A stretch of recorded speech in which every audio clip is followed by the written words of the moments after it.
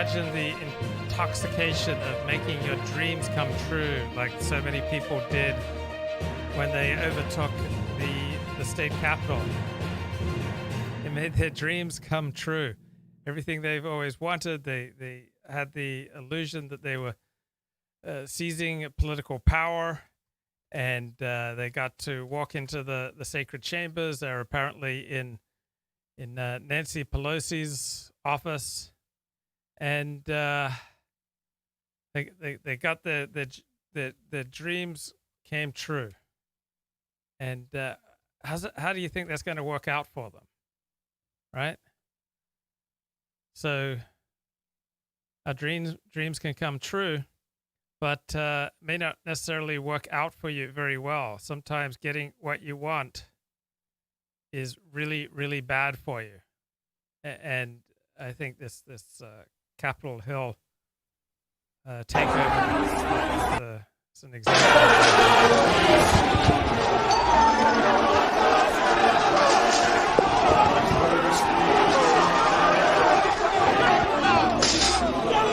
Move out!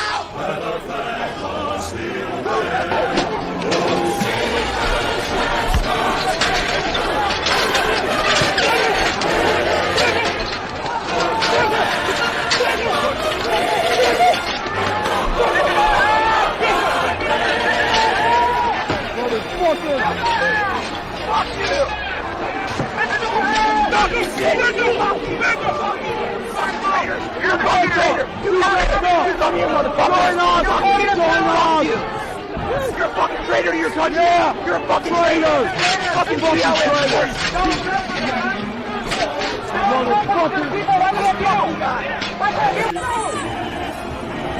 And the Department of Justice will spare no resources in investigating and holding accountable those responsible. Meantime, there have been arrests for those people who stormed and showed up in the Capitol. Richard Barnett, the man photographed with his feet on the House Speaker's desk, he has been arrested in Little Rock, Arkansas. The charges are violent entry and theft of public property. A West Virginia legislator, Republican delegate Derek Evans, has been arrested. His charges are not entirely clear. It's predicted he will be charged with illegally entering the Capitol. A man named Mark Leffingwell charged with knowingly entering restricted grounds and assaulting an officer. Christopher Michael Alberts from Maryland, charges stem from entering the Capitol illegally and possessing a 9mm Taurus handgun as well as a magazine. Lonnie Kaufman, law enforcement connected him to a red pickup truck. It contained 11 Molotov cocktails with both gasoline and homemade napalm, an M4 carbine rifle, and 2 handguns. I also spoke with a man involved. Well, let me update that because we have new information coming from the Secretary of Army, and that is when you spoke earlier, Neil, of the guardsmen who will be here on the scene. They will possibly now be carrying weapons with live ammunition. Neil? Mike, thank you very much. And Mike, incredible coverage this week. That is probably an understatement, but thank you very, very much. Mike Tobin, our nation's capital. Let's go to Chris Swecker, the former FBI assistant director. Chris, good to have you. You know, Chris, you've probably seen all the pictures we're getting from inside. Hey, so your dreams came true. You stormed the U.S. Capitol, and now what? Now what's going to happen? Was it really worth it having your dreams come true? So I think there's a famous curse, may all your dreams come true, right? But here's something you've wanted. You wanted power, or at least the illusion of power. You wanted to storm the state capitol. You wanted to lead a revolution. You made your dreams come true, and now what's going to happen, right? So when you have a goal, people praise having goals, but it narrows your focus, and it also tempts you to make shortcuts. Moral shortcuts, legal shortcuts, all sorts of shortcuts to achieve your goal. So having a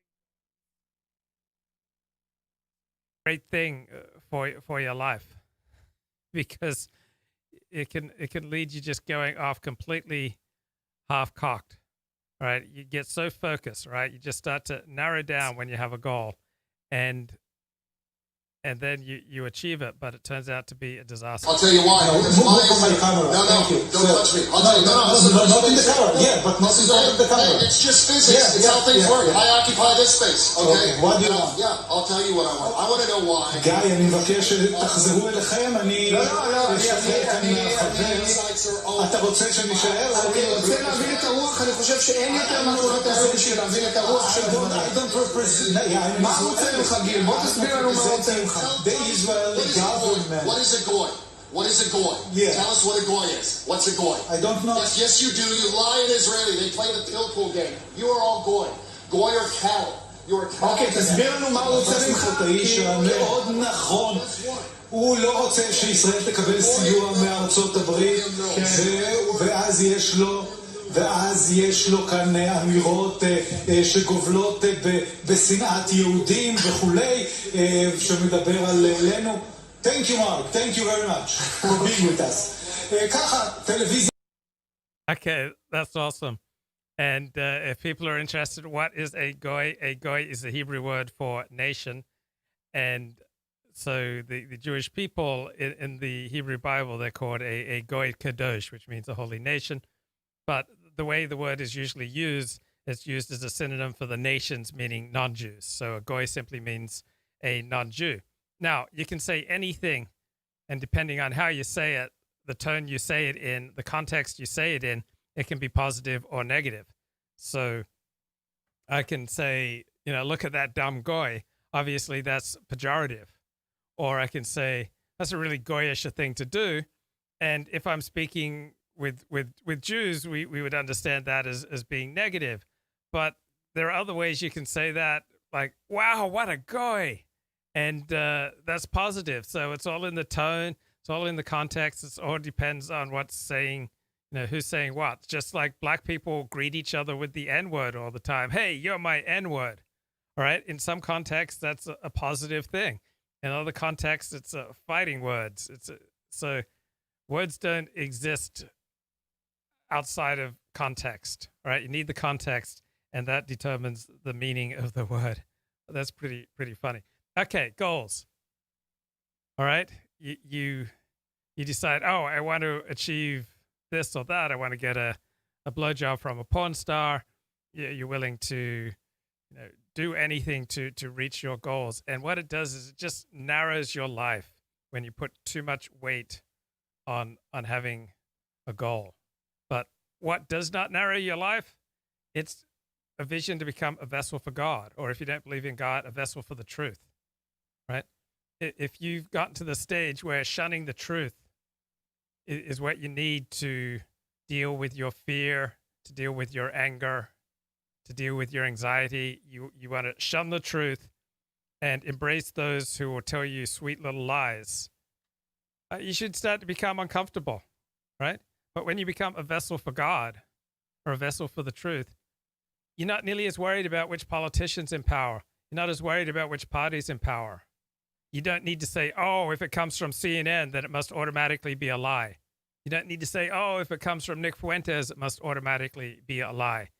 You don't need to say, if it comes from Luke Ford or Kevin Michael Grace or Elliot Blatt, it's automatically a lie or it's automatically true. No, there's no infallible oracle for truth. But if you become a vessel for God or a vessel for the truth, then you can welcome truth from any source. Like you can even accept truth from Ricardo, right? You can even accept truth from Ricardo. You may not even like Ricardo. Ricardo may have indeed singed you with his rhetoric. Ricardo may have said that you're satanic. Okay, Ricardo may have said that you are of your father, the devil, and the lust of your father you will do. You may not be in love with Ricardo. Okay, Ricardo is a high-risk, high-reward friend, right? So if, however, you have the mindset that you want to be a vessel for God or a vessel for the truth, you can even accept truth from Ricardo, all right? Like, he can call you a son of the devil one moment, and the next moment you realize, he said something smart and sharp and funny and true, right? And it's effortless to admit that if you make yourself into a vessel for what is true. you make yourself into a vessel for God, for goodness, for the transcendent, as opposed to just chasing your dreams. Like my dream is that we're going to remake this nation. We're going to install a monarchy or whatever type of political system that you need, or whatever political party or politician that you believe needs to be in power. It's a very narrow dream. But when you renew yourself so that you become a vessel for God, then your will and God's will merge. You don't want anything outside of God's will for your life. Or if you don't believe in God, you don't want anything outside of what is true or what is good for your life. And so you recognize your foibles, you recognize your shortcomings, you recognize your weaknesses, you recognize and accept that you have a streak of viciousness, you recognize and accept that you like to hurt other people too, you recognize and accept that in certain areas your instinctive reaction is to start lying or obfuscating. But if you dedicate yourself to a transcendent purpose, to a God or to truth, then you can become a vessel for truth. You can become a vessel for God. You can become a vessel for the transcendent, and it leads to an effective life because you're not narrowed down to certain specific goals. Oh, Republicans must control the United States Senate or the world's just going to go to hell. Okay, if you're a vessel for truth, you don't need to be in that mindset. You can accept the world as it is. It looks like the Democrats will have control of both the House of Representatives, the United States Senate, and the presidency, and you can still sleep at night. And you're going to welcome truth from any source, from the Wall Street Journal to Elliot Blatt, even Claire Corr. Claire Corr might say a truth. Millennial Woes might say a truth.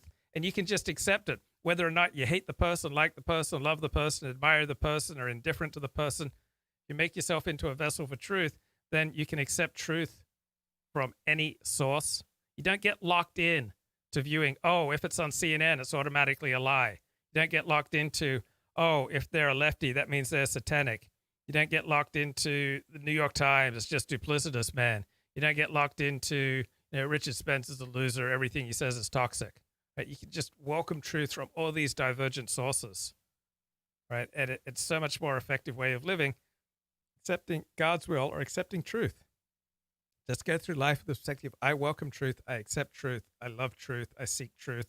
When I'm wrong, I want to admit it as quickly as I can. I want to make amends for the harms I've done other people. I want to make corrections when I say things that aren't true.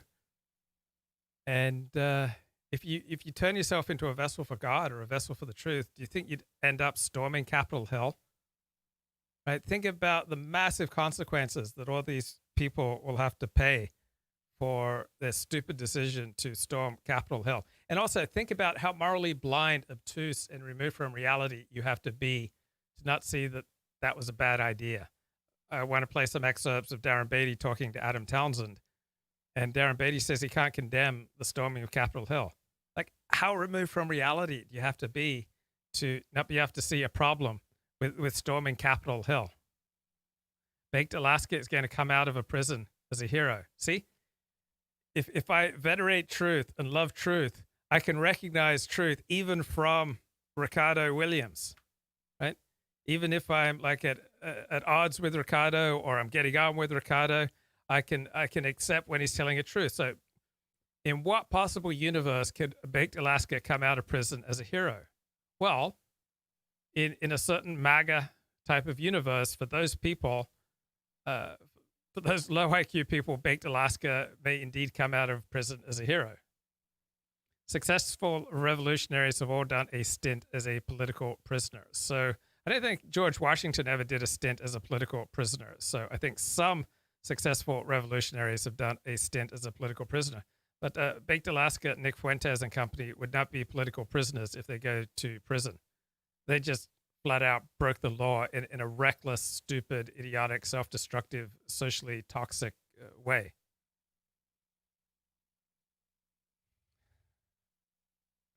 So let's say you're thinking about storming Capitol Hill, and you've got some friends who are about to storm Capitol Hill. You're at a Stop the Steal rally, and you think, I want to storm Capitol Hill. So what would be your motivations? It'd be like, oh, I want to be there. I want to take selfies on Capitol Hill. You want to be self-serving. You want to be selfish. You don't care about how much damage you're doing to the cause. You just want to feel good. So you're going to come out of selfishness. You're going to come out of self-seeking, probably going to be dishonest.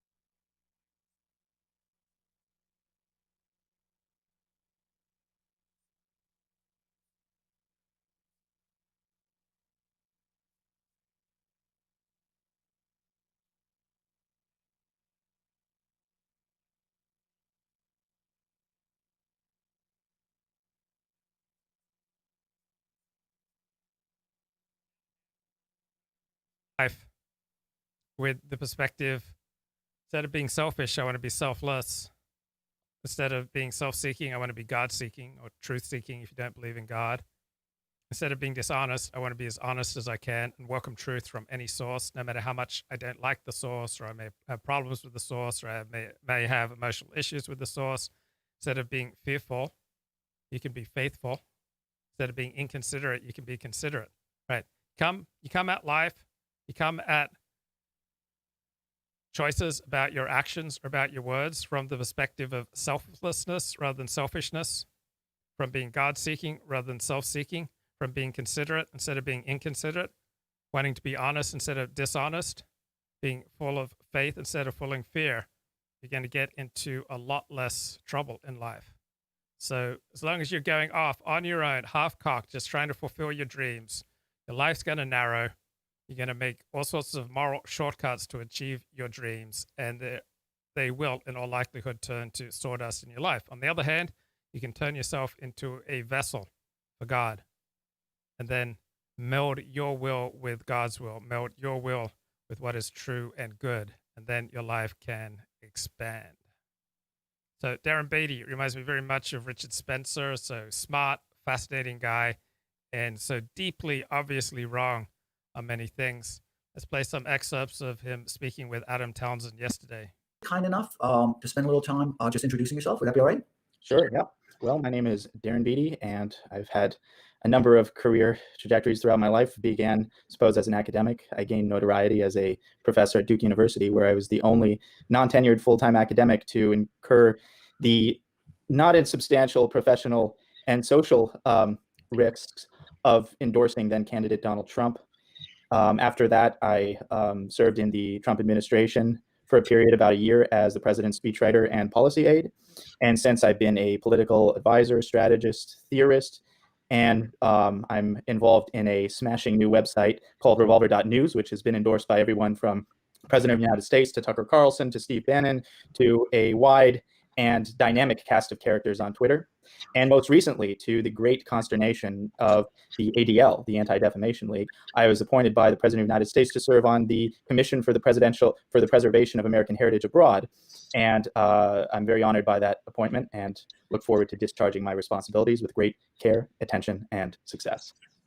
Yeah, that's exciting, and I did see you with that award. So congratulations. Thank you. Yeah, I mean, just as satisfying as receiving that award, which is great. And I'm told that my official title throughout my life is the Honorable, which is quite something. On the basis of this commission. But the most honorable aspect of it, I would think, well, one of the honorable aspects is that the ADL really, pulled out all the stops. They tried to destroy me. They tried to get the president to withdraw the nomination, and they were unsuccessful. And so I think in a year of disappointments and some defeats, I count that as a worthy success to go toe-to-toe with something as well-funded and vicious as the ADL and its disgraced leader, Jonathan Greenblatt, and come out ahead. So I am grateful for that. Yeah, and honorable is awesome. I want to be honorable. Honor is good. Darn it, I'm not honorable. Glory is even better, but I'll settle for honor for now. Did you know that as a result of that, you are forevermore honorable? This is not a legal distinction. I'm told this is just kind of diplomatic convention. So ultimately, it could be fake news if there are any of those kind of distraught cat lady journalists watching who seem to have dedicated their lives to picking through my trash on Twitter. They might take issue with this, find some technical objection. But I would say by convention, I'm the honorable, and that's how I was addressed when I received my commission. So there you go, Brandy Zabrozny. So if there's an attempt to unwind Trump, right, or what any of what Trump did, right, and to make history have never happened, which might occur, I think it's going to occur.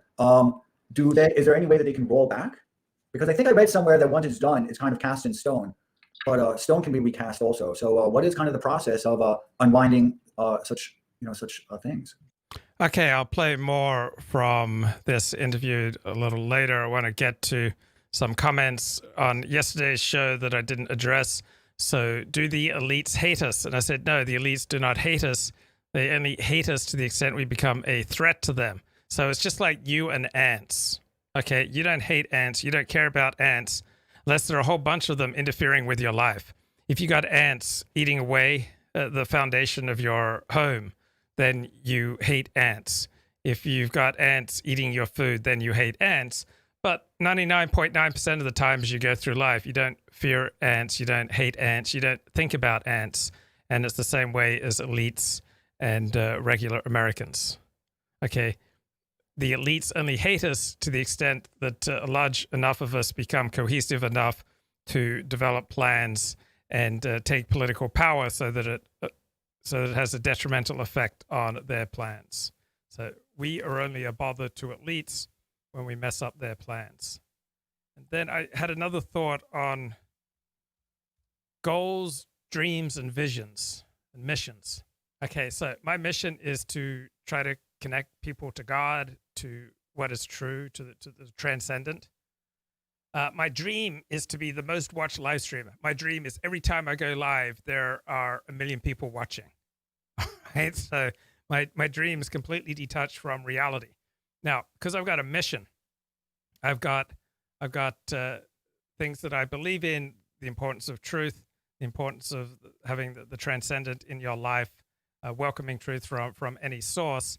So the ways I go about pursuing my dreams or my visions is to live out the vision, to live out the mission. Okay, the mission is to connect people with what is true to the best of my ability, to connect people with what is transcendent, to what is eternal, to what is lasting, to what creates the life that works.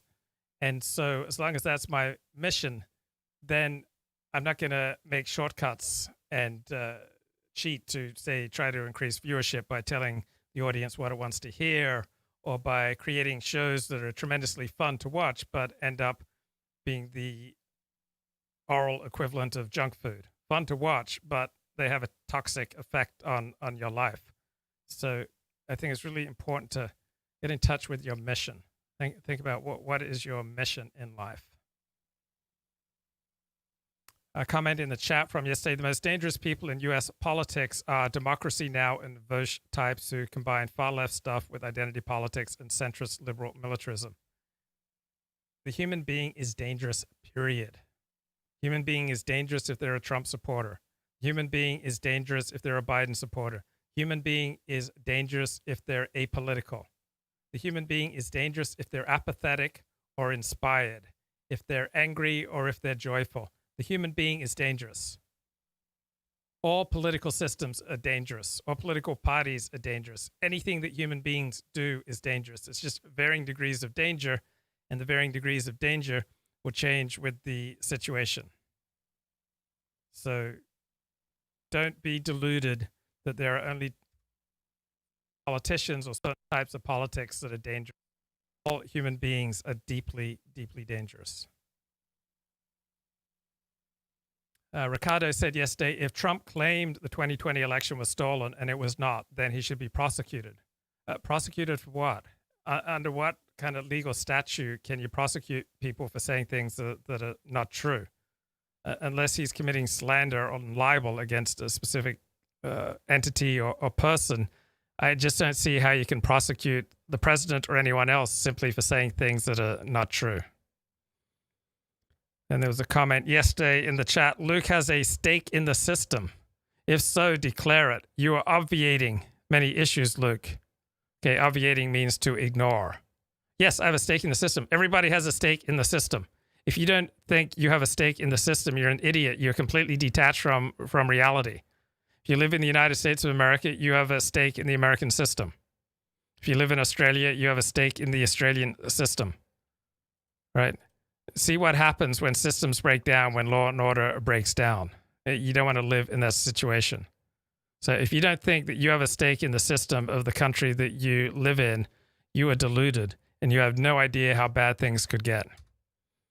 Robert Prosper said in the chat yesterday, Luke, Wall Street has a very mixed record of predicting the future. As compared to what? As opposed to whom? Right?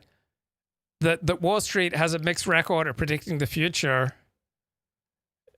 that has to be comparative. Like, who has an unspoiled record of predicting the future? Which entity or which persons? Nobody. So compared to all the alternatives for predicting the future, the Dow Jones has done better than pretty much anyone else. The Dow Jones starts going up when there are good things ahead for the economy. The Dow Jones starts going down when there are bad things ahead for the economy. It's a very early and fairly reliable predictor about the health of the American economy.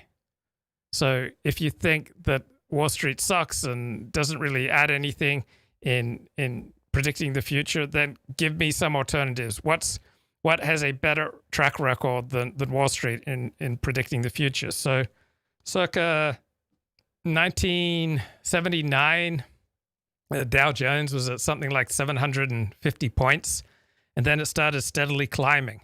It basically started steadily climbing up until 1989, because there were very good economic times ahead.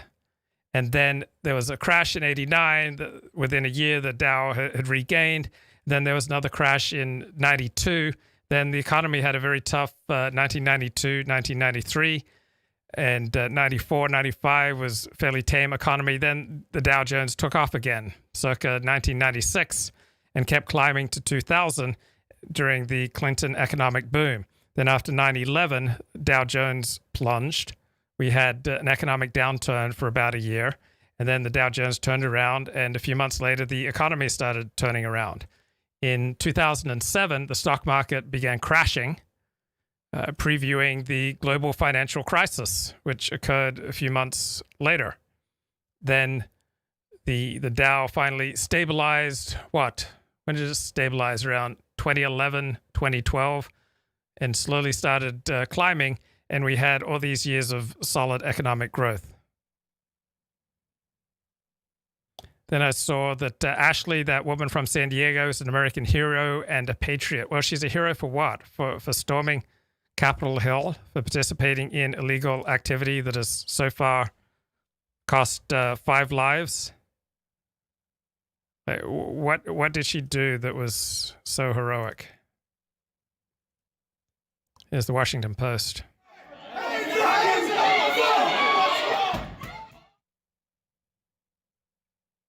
So these are the moments before the fatal shooting.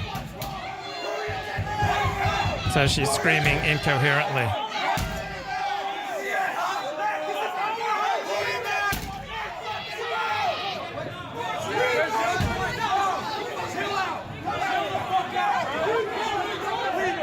They're leaving. They're leaving.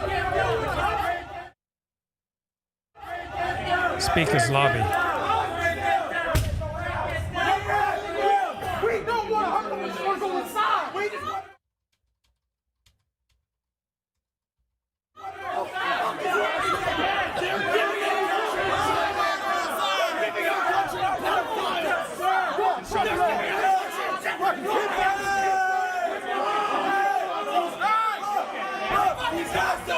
These guys ain't the ones that's the blue.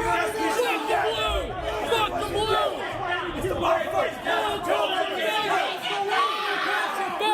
We want you to go home. I'm recording, and there's so many people. It's just they're gonna push their way up here. Bro, I see people out there get hurt. I don't want to see you get hurt. We will make a path dead ass. Like we don't want. That's what I'm saying. We'll make a path, bro. Please, just let us make a path. Just let us make a path. When the whole country hates I want you to go home. Go. Let's go. Get this shit.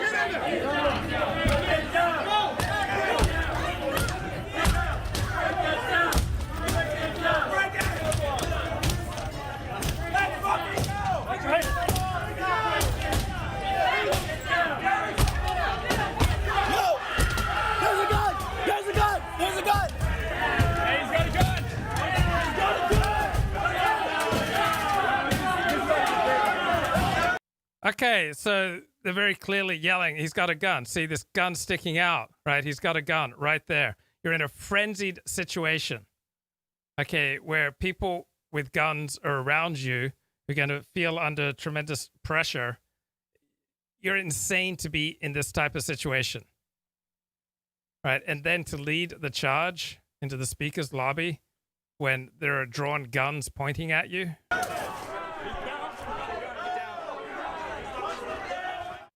Okay, there she is.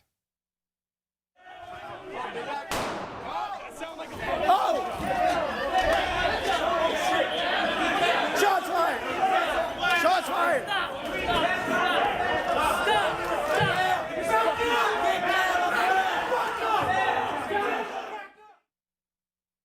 Okay, to behave like an asshole when there are people with guns all around you.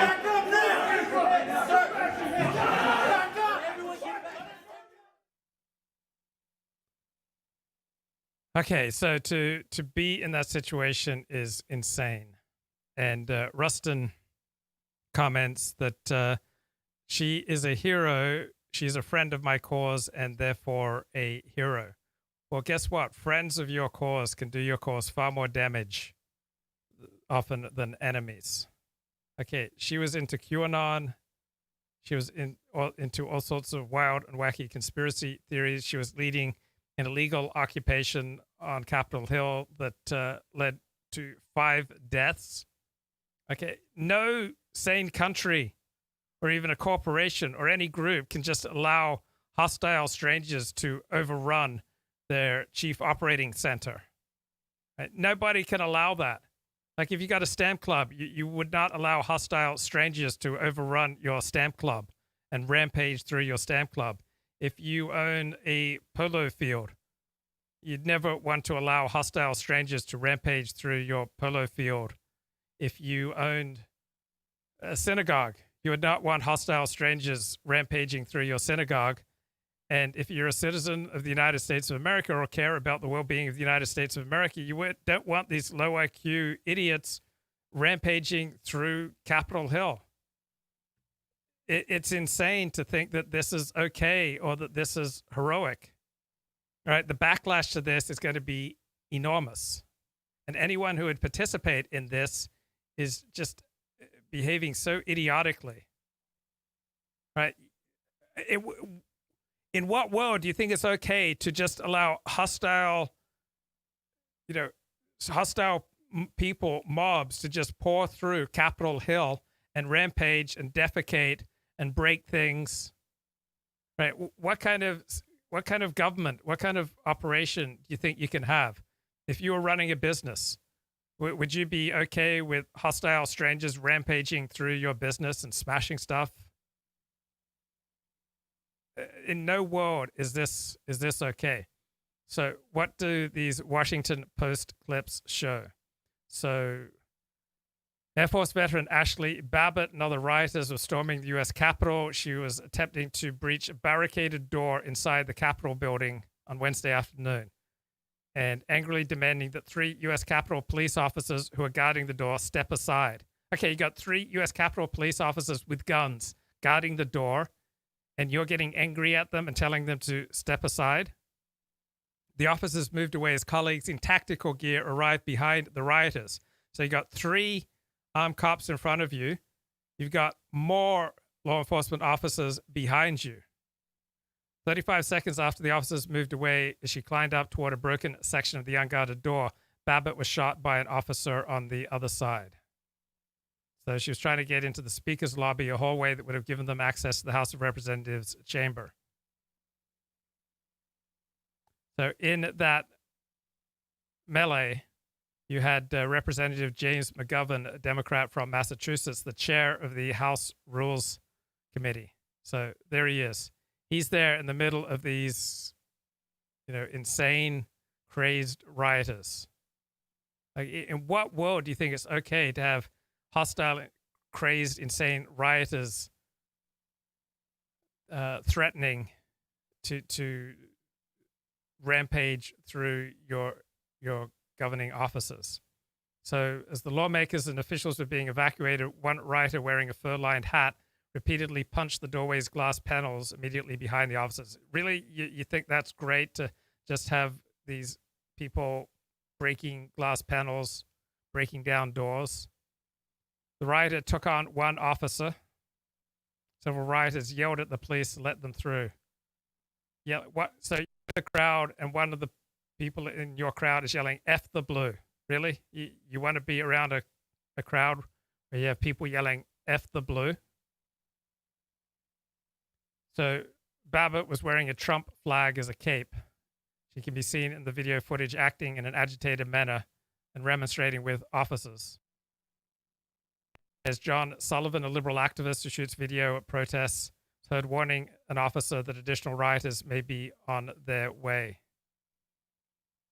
Another man wearing a red Trump hat tells the officers, "We backed you guys in the summer. When the whole country hated you, we had your back."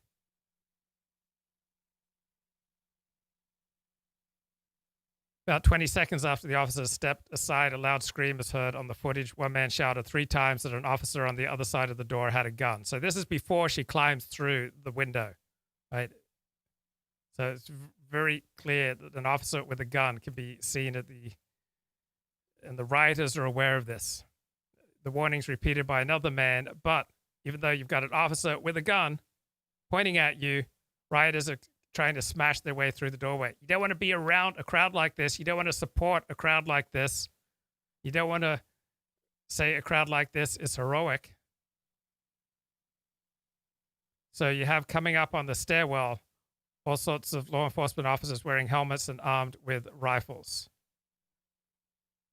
Then, with help from someone who hoisted it up, Babbitt began to step through a portion of the door where the glass had been broken out. Like, why would you want to have a woman leading the way in this kind of illegal, highly dangerous behavior when you have law enforcement? See, there's the gun, right? They'd yelled 20 seconds before this, 30 seconds before this, here's a guy with a gun, right? Don't smash, don't add tension, don't add pressure, and don't try to infiltrate a place where people have guns drawn and aimed at you. And why would you allow a woman to lead the way in this insanely dangerous activity? So you have all these officers with armed, their guns drawn all around, and to just even to be in that place, you don't want to be disrespectful to people who have guns. Very bad idea. It's January 6th, 2021, and welcome back to the Spencer Report. The name has slightly changed. The commentaries still cringe. Main topic, the 18th BRO-MAIRE. If Donald Trump's failures in office were once tragic, it's all now become a farce. Both genres were on display today in the nation's capital, as Trump's most hardcore fans were whipped up into a frenzy and stormed the Capitol building. Maybe they were doing it for fun. Maybe they actually wanted to stop the election certification. Or maybe they were just drunk. It doesn't matter. They were engaged in an armed insurrection. And it would seem better to have actually attempted a coup d'etat than to have embarrassed everyone with their half-assed bullshit. Mark Brauman joins me to discuss the coming fallout. What a day, huh? I can't believe it. Did you expect this to happen today, Mark, when you woke up? Did you expect I knew there was an armed insurrection?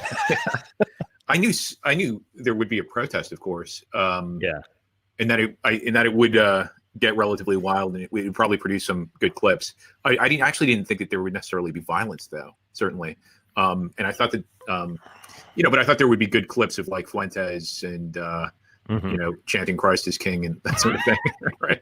I mean, so I thought that there was going to be some good footage, but of course, I didn't really expect it to go this crazy. I guess in the back of my mind, I thought it was. I think we all in the back of our mind thought something like this might happen. Okay, so Chad says I tune in for Luke's hyperbolic nonsense.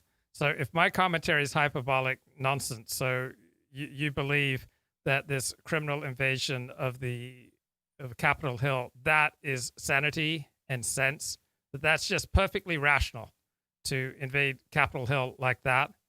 And I am hyperbolic and nonsensical because I tell people, hey, it's really bad to charge people with guns for no good reason. And people say, oh, Luke, what are you willing to sacrifice for? I sacrifice 10 to 15 hours a week of my time to help people, right? I'm not willing to sacrifice myself so that more innocent people can get murdered for no good reason. What was the wonderful upshot of this woman getting murdered. 5 people died in that assault on Capitol Hill. Okay, what are the wonderful things that come from that, except in delusions, just incredibly antisocial delusions that this was somehow some, transformative 1776 type independence revolution. There's not going to be any revolution that comes from this. Well, you've got innocent people dead, 5 innocent people dead, 1 police officer dead as a result, apparently, of being hit over the head repeatedly by a fire extinguisher by these mostly peaceful MAGA types. And now you're going to have dozens of people imprisoned. You already have over a dozen people who've lost their jobs. And in what world do you think it's okay to have rioters rampage and ransack your government buildings, like where the United States Senate and the House of Representatives meet? In what fevered imagination do you think that that's okay? If you think the United States is such a terrible country, then move. Where do you think it's better? Move to North Korea, move to Uganda, move to Nigeria, move to Mexico, move to Venezuela. Just move. If you think the United States is the pits and you think it's a wonderful thing to trash the most important government buildings for the United States and to interrupt and occupy government buildings when the United States Senate and House are trying to get things done, then go move. Get out of here. No organization, not even a stamp club, not a synagogue, not a church. If you belong to a church, would you be cool with hostile people rampaging through your church and preventing services from taking place? If you belong to a synagogue, would you be cool with hostile outsiders rampaging and ransacking your synagogue? If you belong to any club, any group, would you be okay with hostile outsiders rampaging and ransacking your sacred space? Like to say that this is okay, to say that this is heroic, I only understand it on an emotional level because you're mad about certain aspects of reality, and so it feels good emotionally. But to rationally make the case that it's a good thing to rampage and ransack through the United States House of Representatives and Capitol Hill, just unbelievably self-destructive. Well, it is kind of inevitable. I mean, it's easy to say something is inevitable after it happened, but when you look at it, it was leading towards this. And you can't. I mean, I. Okay, let me have a look at the chat. David says these patriots stood up to corruption, fighting the good fight. What was good about that fight? So if you're saying they were fighting the good fight, then you're saying it'd be good for people to come to where you live and rampage through where you live. How would you like outsiders coming to your home and rampaging through it and ransacking it? And, you'd say, in my home, I wouldn't like that. But yeah, I want it to happen at the headquarters of my country's government. That's the good fight, right? What corruption are they standing up to? They didn't make any coherent argument.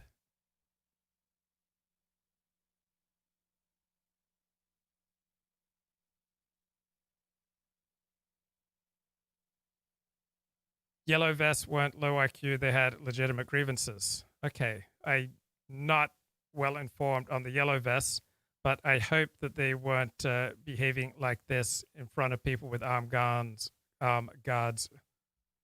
drawn on him. Robert says Trump can still win this. All he needs is for a meteor to take out the inauguration. They did not do it for Trump. They did it for freedom. Which freedoms? Which precise freedoms did they do it for? What freedoms did they not have?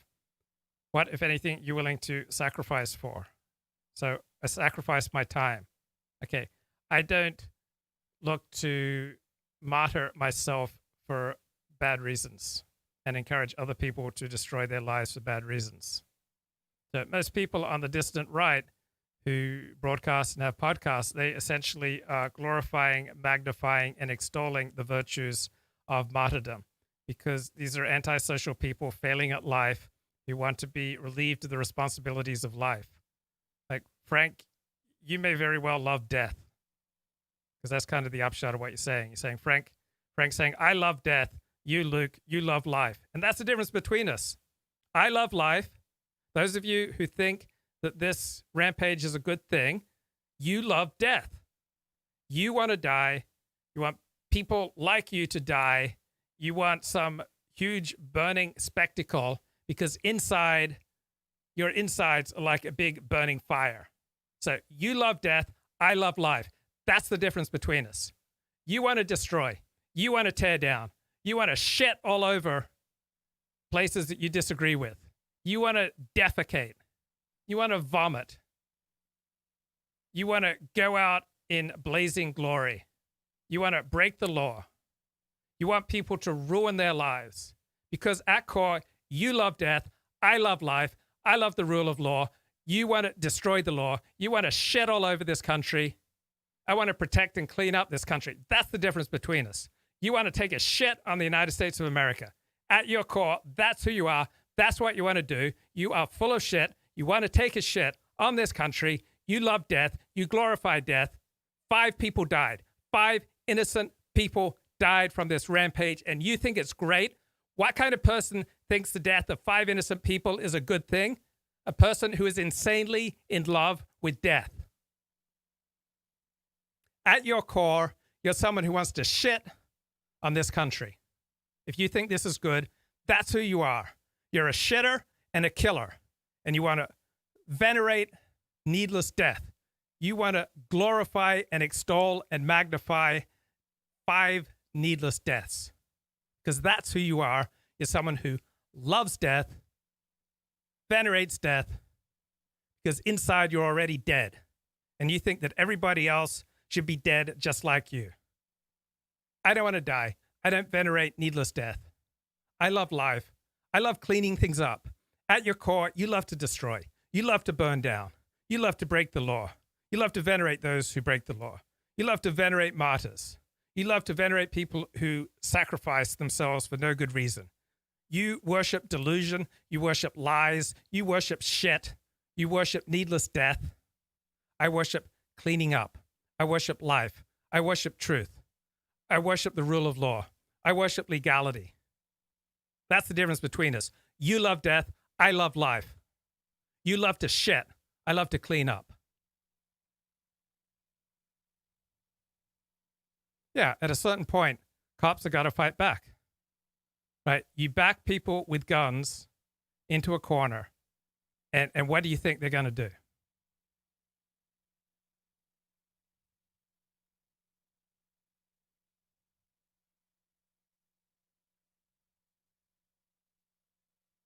James says the DC cops were nice because they felt a sort of moral deference for Trump people because they defended cops during Black Lives Matter rioting. Yeah, these agitators did not behave like MAGA, but like Antifa.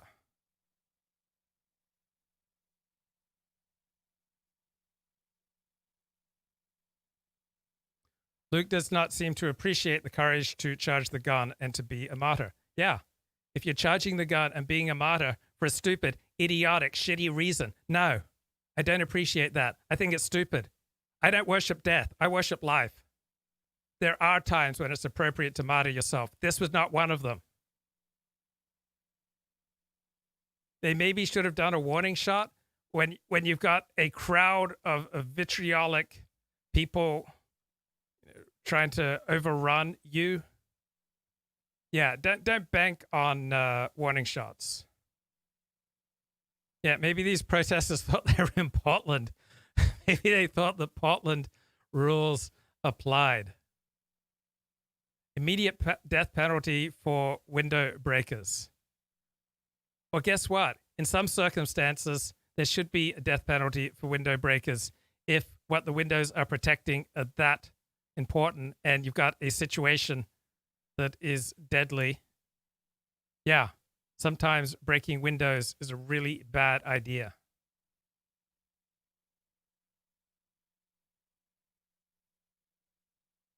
Portland rules apply. That's very clever, Robert.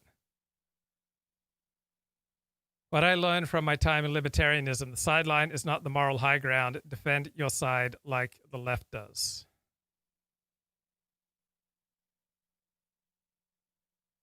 Okay, so when your side does bad, destructive things, So then you want to defend that.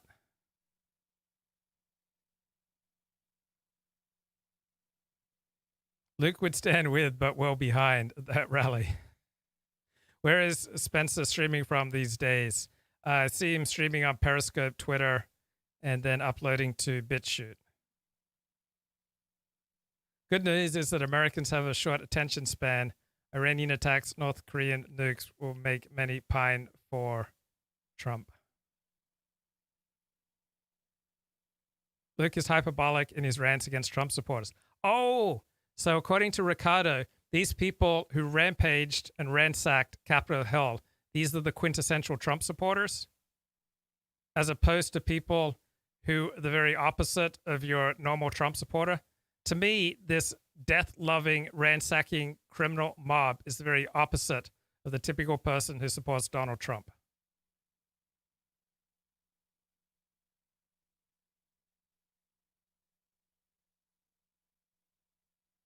It's either an assault or ridiculous sideshow. Pick one. Ah, something can be both an assault and a ridiculous sideshow. If you feel like you have nothing to lose or little to lose, you need a new perspective. You need an attitude, a judgment. You'll have no idea what you could lose until you've lost it. Look, you are delusional if you think that the unheard are not going to fight for what they perceive is a takeover of their way of life. Okay, so you can fight in a thoughtful, intelligent, constructive way, or you can fight in a way that's just going to create a much harsher outcome for everything that you say you hold sacred. This was incredibly destructive to the cause, to their lives.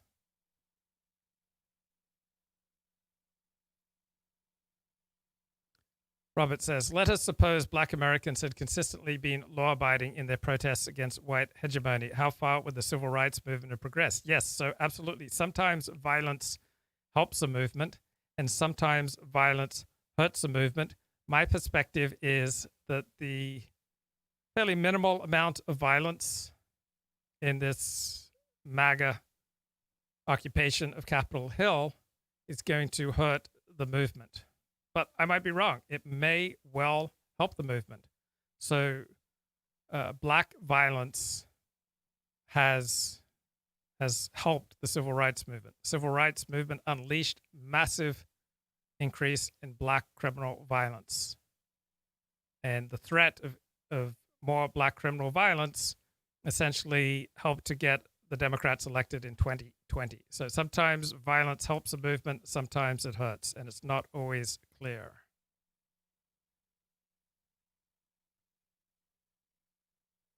Daniel D says the American regime is a criminal enterprise. Targeting it with violence is justified.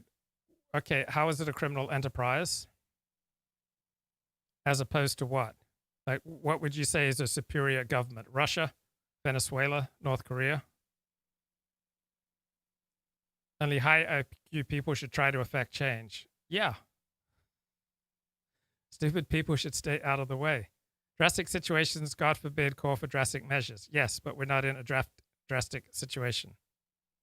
Luke Ford is a George Will Republican. How? Rustin says, it was silly and it was illegal, but we have to put the best spin on this, which the left did all summer for their rioting.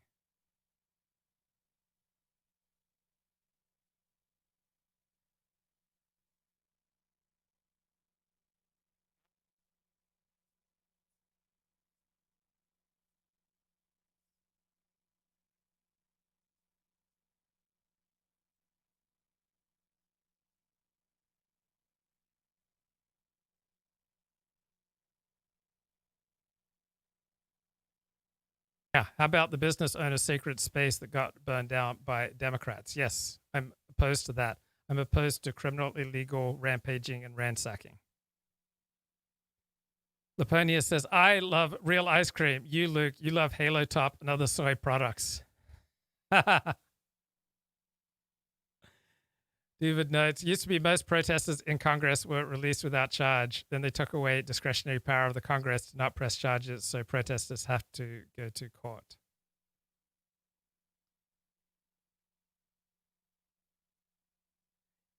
Is he ranting about how the Anglosphere destroyed India?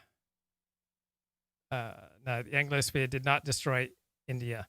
The sum total of the British occupation of India was a massive positive for India.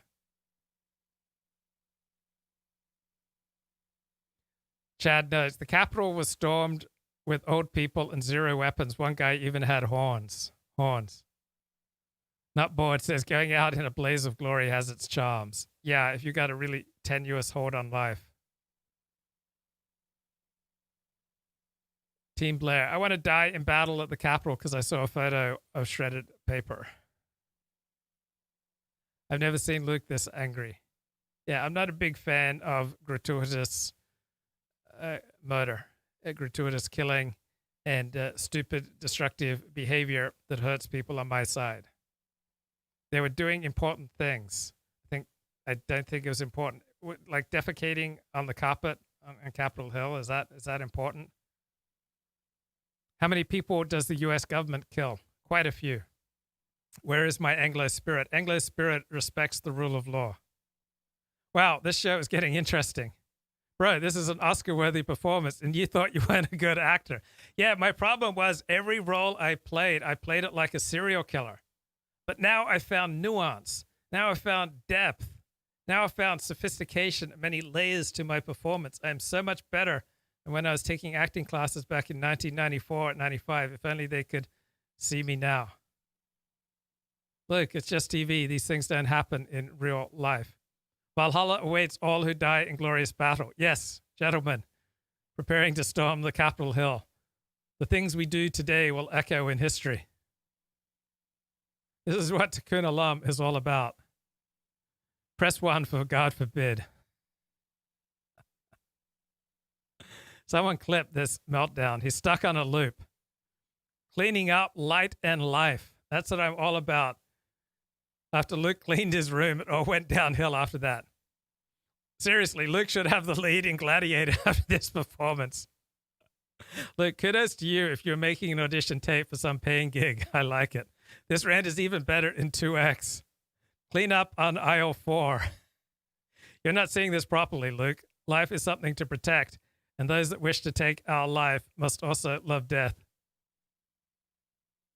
Oh, so many good comments. I can't keep unwinding what in particular? Unwinding your honorable and the appointment that you received. No, I don't think that's very likely. I haven't looked through the entire legal aspect of it, but my understanding is that that sort of thing would be largely unprecedented and is very unlikely to occur, and that my term will expire no sooner than February of 2022. So I suppose in some bizarre sense, I will be a member of the new Biden administration. So yeah. What do you expect from a new Biden administration? Are you surprised? And we discussed this many months ago. And one of the tests that I put people through, I see Jack Murphy here, so I have to say hello. Jack Murphy is awesome. Great guy. Okay, let's have a look at my rant in 2x. Let's see if it's even better in 2x. Martyr myself for bad reasons and encourage other people to destroy their lives for bad reasons. So most people on the distant right who broadcast and have podcasts, they essentially are glorifying, magnifying, and extolling the virtues of martyrdom because these are antisocial people failing at life who want to be relieved of the responsibilities of life. Like, Frank, you may very well love death because that's kind of the upshot of what you're saying. Frank saying, I love death. You, Luke, you love life. And that's the difference between us. I love life. Those of you who think that this rampage is a good thing, you love death. You want to die. You want people like you to die. You want some huge burning spectacle because your insides are like a big burning fire. So you love death. I love life. That's the difference between us. You want to destroy. You want to tear down. You want to shit all over places that you disagree with. You want to defecate. You want to vomit. You want to go out in blazing glory. You want to break the law. You want people to ruin their lives. Because at core, you love death. I love life. I love the rule of law. You want to destroy the law. You want to shit all over this country. I want to protect and clean up this country. That's the difference between us. You want to take a shit on the United States of America. At your core, that's who you are. That's what you want to do. You are full of shit. You want to take a shit on this country. You love death. You glorify death. 5 people died. 5 innocent people died from this rampage, and you think it's great? What kind of person thinks the death of 5 innocent people is a good thing? A person who is insanely in love with death. At your core, you're someone who wants to shit on this country. If you think this is good, that's who you are. You're a shitter and a killer, and you want to venerate needless death. You want to glorify and extol and magnify 5 needless deaths, because that's who you are. You're someone who loves death, venerates death, because inside you're already dead, and you think that everybody else should be dead just like you. I don't want to die. I don't venerate needless death. I love life. I love cleaning things up. At your core, you love to destroy. You love to burn down. You love to break the law. You love to venerate those who break the law. You love to venerate martyrs. You love to venerate people who sacrifice themselves for no good reason. You worship delusion. You worship lies. You worship shit. You worship needless death. I worship cleaning up. I worship life. I worship truth. I worship the rule of law. I worship legality. That's the difference between us. You love death. I love life. You love to shit. I love to clean up. Yeah, at a certain point, cops have got to fight back. Right? You back people with guns into a corner, and what do you think they're going to do?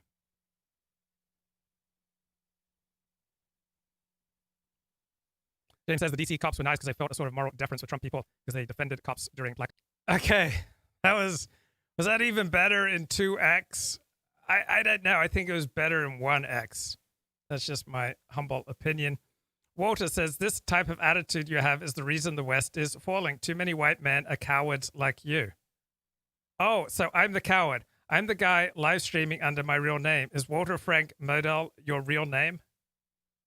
Somehow I doubt it. Where are your live streams? Where are you putting yourself out there? Okay, I'm the coward, the guy who's operating under his real name, who's been online sharing his views for 22 and a half years. And you, an anonymous Twitter commentator, you're the true hero. You're the real man, Walter. You're brave. Wow. And what exactly have you done that's brave, Walter? You've commented on Twitter. You've commented perhaps on YouTube. Luke, that crowd reacted rationally in the face of the belief the election was stolen. Yes, I kept hammering that point yesterday. If you believe that the 2020 election was stolen, then nothing is off limits. There are no moral limits. You can do anything you want. Trump is responsible for pulling the rug out from under them. Yes, because if Trump hadn't been leading the charge saying that the 2020 election was stolen, these people would not have acted as they did. So Trump never said anything about encouraging illegal behavior. So this is similar to that argument I had with Paul Talk, where he said I was ruining people's souls because I suggested that they read books that they couldn't handle. So I would give Trump 10% of the blame for what occurred on Capitol Hill Wednesday. 10%, maybe up to 20%. But most people who venerate Donald Trump do not behave as that mob behaved. So I believe that the participants are probably 90% responsible, and I'll give Donald Trump 10% responsibility.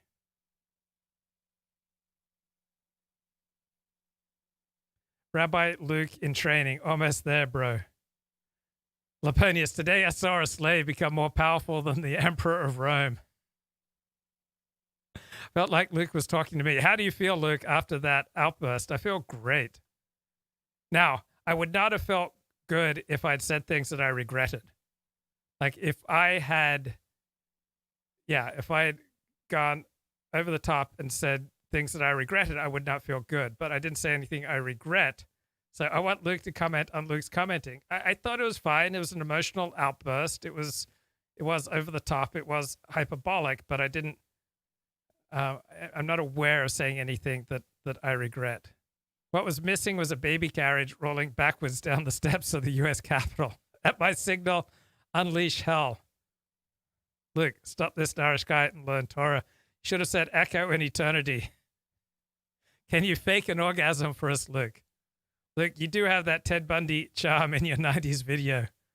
I want to see 500 naked, beautiful women storming the Capitol. Do I like hockey? If it's the United States versus the Soviet Union in 1980, who said Luke isn't entertaining?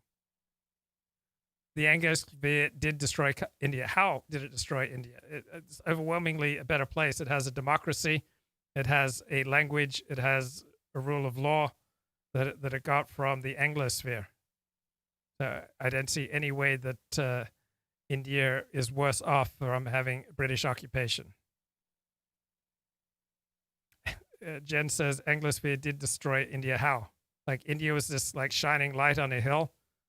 They had roller coasters and rockets and high-speed internet, and then the Anglosphere came along and destroyed it.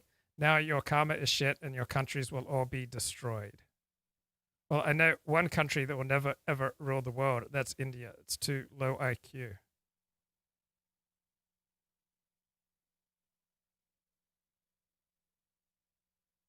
That angry clip of Luke definitely wasn't hyperbolic nonsense. I'm going to get my coonskin hat on my head and my Viking sweatpants on my legs, and then I'll sing, I'm a real American fighting for the rights of every man. Fight for what's right. Fight for your right to party, guy. Clear the streets for the brown battalions. Clear the streets for the Storm Division. Millions are sneering at the media full of hope. The days of freedom and bread dawns. Look, I don't think you're appreciating the psychic energy of being in a mob. You lose your head. The mob has a mind of its own. Yes. So even what we're doing here, we're all live and we're sharing emotions, and that makes emotions much more intense when you share them. So I think I do appreciate it. Luke, you told a college professor with a PhD to read something. Trump's Q audience were functioning illiterates. Robert says, raise the flag. The ranks tightly closed. The Americans marches with calm, steady step. Comrades shot by the Capitol Police and media march in spirit with our ranks. That clip, Luke, should have been the school psychiatrist in the Cobra Kai 3 rant.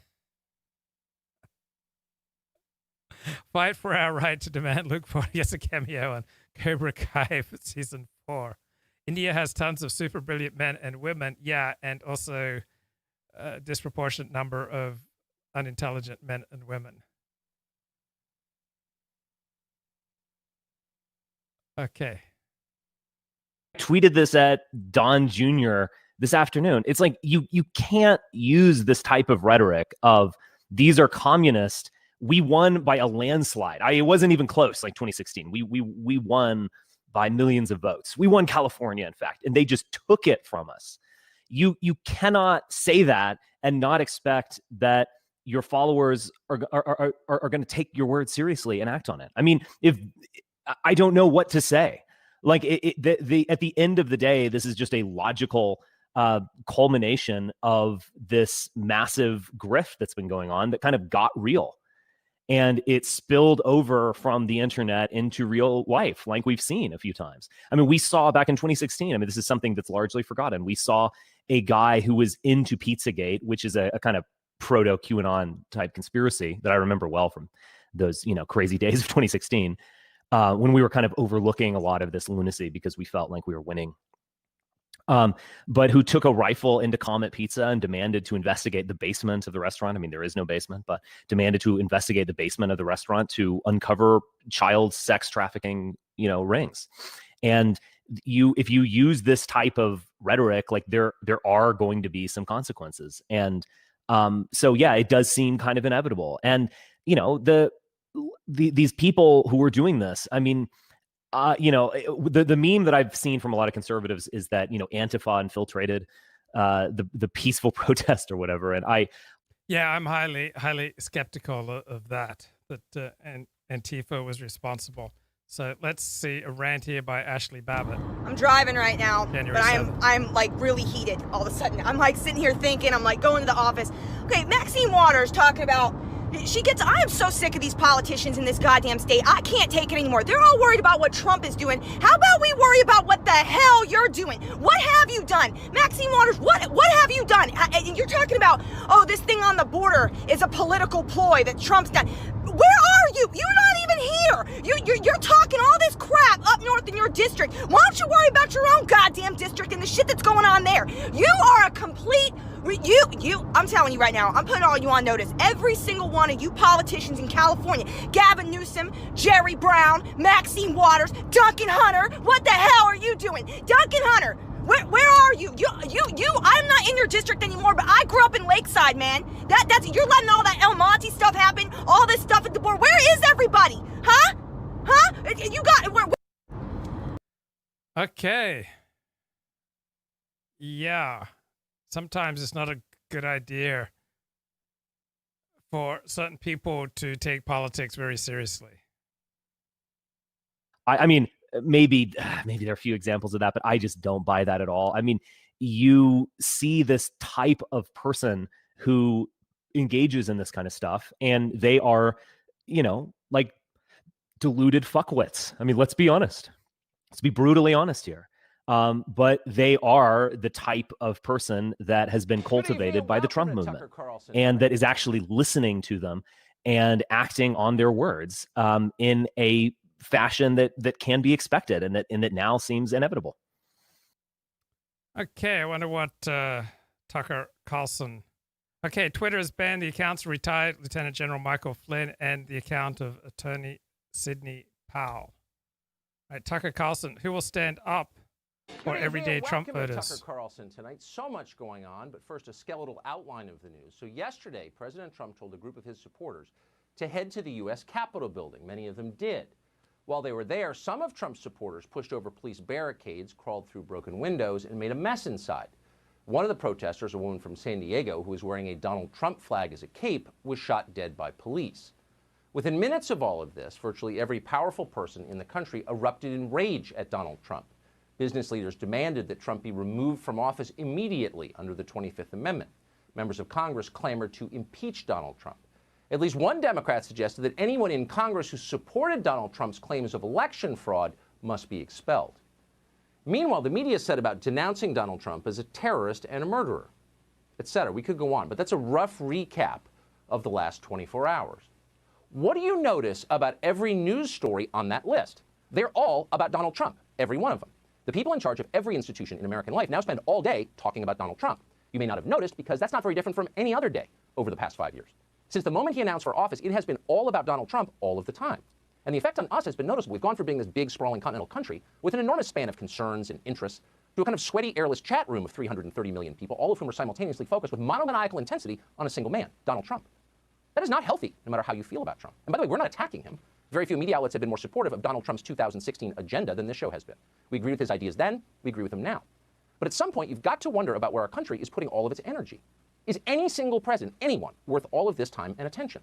All politicians, whether you agree with them or not, come with a shelf life. They're people. They don't last forever. None of us do. In Trump's case, the expiration date arrives in 13 days. And after that, he will not be president. Now, we know a lot's going on, but just for a second, let's take the longitudinal view, the long view, by which we mean let's think about what life will be like in February, which is next month. 2 weeks from tonight, Donald Trump will no longer be in control of our nuclear arsenal. He will not have command of the federal agency, or even, most likely, his own Twitter account. As much as all of that may upset you, it is nevertheless true. We cannot change it. The rest of us, and this is the key, will still be here. We've got nowhere to go. We don't have foreign passports. We're staying till the end. So what is life going to be like for us on January 21st? Now, many people seem to be thinking about that, up to and including the people we pay to think about it, our political leaders. Donald Trump thinks almost exclusively about Donald Trump. But so does almost every single Democrat in the Congress, as well as every single Republican. All of them, every one of them, is Trump-obsessed. Who's you obsessed? Who's got your concerns top of mind? Who wakes up in the middle of the night worried about your family? As far as we can tell, no one. And that's the main thing we need to change. It won't be easy, but the themes are pretty clear, and here are the basics. The point of the Republican Party is not to protect the personal reputations of its leaders. That cannot be the priority. The point of the Republican Party is to protect its voters. In practice, that means protecting the Bill of Rights, our most basic freedoms. Those are the bedrock promises of American life. Without them, you wouldn't want to live here. Those freedoms are incalculably more important than any single politician. Donald Trump could become immortal and win the next 40 presidential elections, and his daughter the next 40 after that. But if America becomes a place where you have to violate your own conscience in order to hold a job, where you're not allowed to protect your family from mob violence, where your children can't afford to get married and raise your grandchildren because employers don't like their skin color, then what's the point of all of it? There is no point. No one wants to live in a place like that, or should have to, no matter who the president is. We should be very concerned about all of this right now. These are the core concerns. Much more concerned we are about whether Donald Trump can claim that he actually won Pennsylvania or Arizona or whatever. The Trump protest at the Capitol yesterday is already being used as a pretext for an unprecedented crackdown on civil liberties. Just in the last several hours, we have heard people in positions of power and authority demand that those who support Donald Trump should no longer be allowed to publish books or use the internet or fly on airplanes. Driving cars, holding jobs, staying in hotels, those will certainly be next, and we're barely exaggerating. In fact, we're predicting it. To justify mind-bending, terrifyingly un-American demands like these, they are, as usual, relying on lies and hysteria. What happened yesterday, telling us, wasn't simply that a political protest got out of hand after the president recklessly encouraged it. That is, in fact, what happened. But it's not what they're saying. Instead, they're calling it domestic terrorism. CNN describes it as an insurrection. Chuck Schumer likened it to Pearl Harbor. It was really our generation's 9/11. And needs to say it was white supremacy. Today, to name just one small but revealing example, the Berkshire School in Massachusetts, a boarding school that costs $64,000 a year to attend, sent a letter to parents describing what happened yesterday as, quote, these acts of violence and racism. Now, if you're a literal person tied to outdated Western notions of linear thought and fact, that might confuse you. Racism? Whatever you thought about what happened yesterday, what was racist about it? Well, nothing, of course. There was nothing racist about it. The Berkshire School is lying. So is everyone else on the left. Why are they doing that? Simple. They know that if they keep saying it, history will record it as true. They understand, in other words, the power of language, and that's why they try to control language. They know that words have consequences. This is scary. In the face of it, the party that should be stepping in to stop it, to push back, to tell the truth in the face of lies, and to protect its voters from this deception and the destruction that inevitably comes next, that party does nothing. Often, in fact, they join in. This afternoon, a group of Republican staffers in Capitol Hill, lawyers who work for Republican elected officials, texted each other and concluded that actually, now that we think about it, yesterday's protest rally really was racist. Yeah, it was racist. Those are the people protecting you. With bodyguards like this, tens of millions of Americans have no chance. They're about to be crushed by the ascendant left. The people say, well, I don't think they should be allowed to fly on airplanes. What country is this? These people need a defender. You need a defender. Why is no one defending them? The main problem, and this really is the main problem, on the right anyway, the people who run the Republican Party don't really like their own voters. And they especially don't want the voters that Trump brought. Trump brought the party's ranks noticeably downscale, from the country club to the trailer park, as they often sneer, and this horrifies them. Many Republicans in Washington now despise the people they're supposed to represent and protect. And by the way, it's not just Republican leaders who feel this way, it's our entire leadership class, it's everyone in charge. You rarely hear it spoken out loud, but this is the truth. A very specific form of intra-white loathing is at the core of the reaction to Donald Trump. Here's what it is. Nothing is more repulsive to socially anxious white professionals than working class people who look like them. Proles are their single greatest fear. They remind them of where they may have come from or where they could be going if things turn south. So if you want to understand the hatred, the real hatred, not just disagreement, but gut-level loathing and fear of Trump in, say, New York or Washington or LA, you got to understand that first. It's not really Trump. It's his voters. The new money class despises them. Trump didn't despise them, and that really was his secret in the end. He didn't have much in some ways, but Donald Trump did not judge his own voters. In real life, Trump actually ate McDonald's. That's true, and they knew it was true, and they were very grateful for it. And you'd be grateful for it, too, if everyone else hated you. Pretty soon, like 13 days from now, these voters, tens of millions of them, will not have Donald Trump to protect them. They won't have anyone. And unless the Republican Party decides to wake up and push back against the lies in progress and acknowledge the purpose of those lies, which is an unprecedented crackdown on the way you live, you will have no chance either.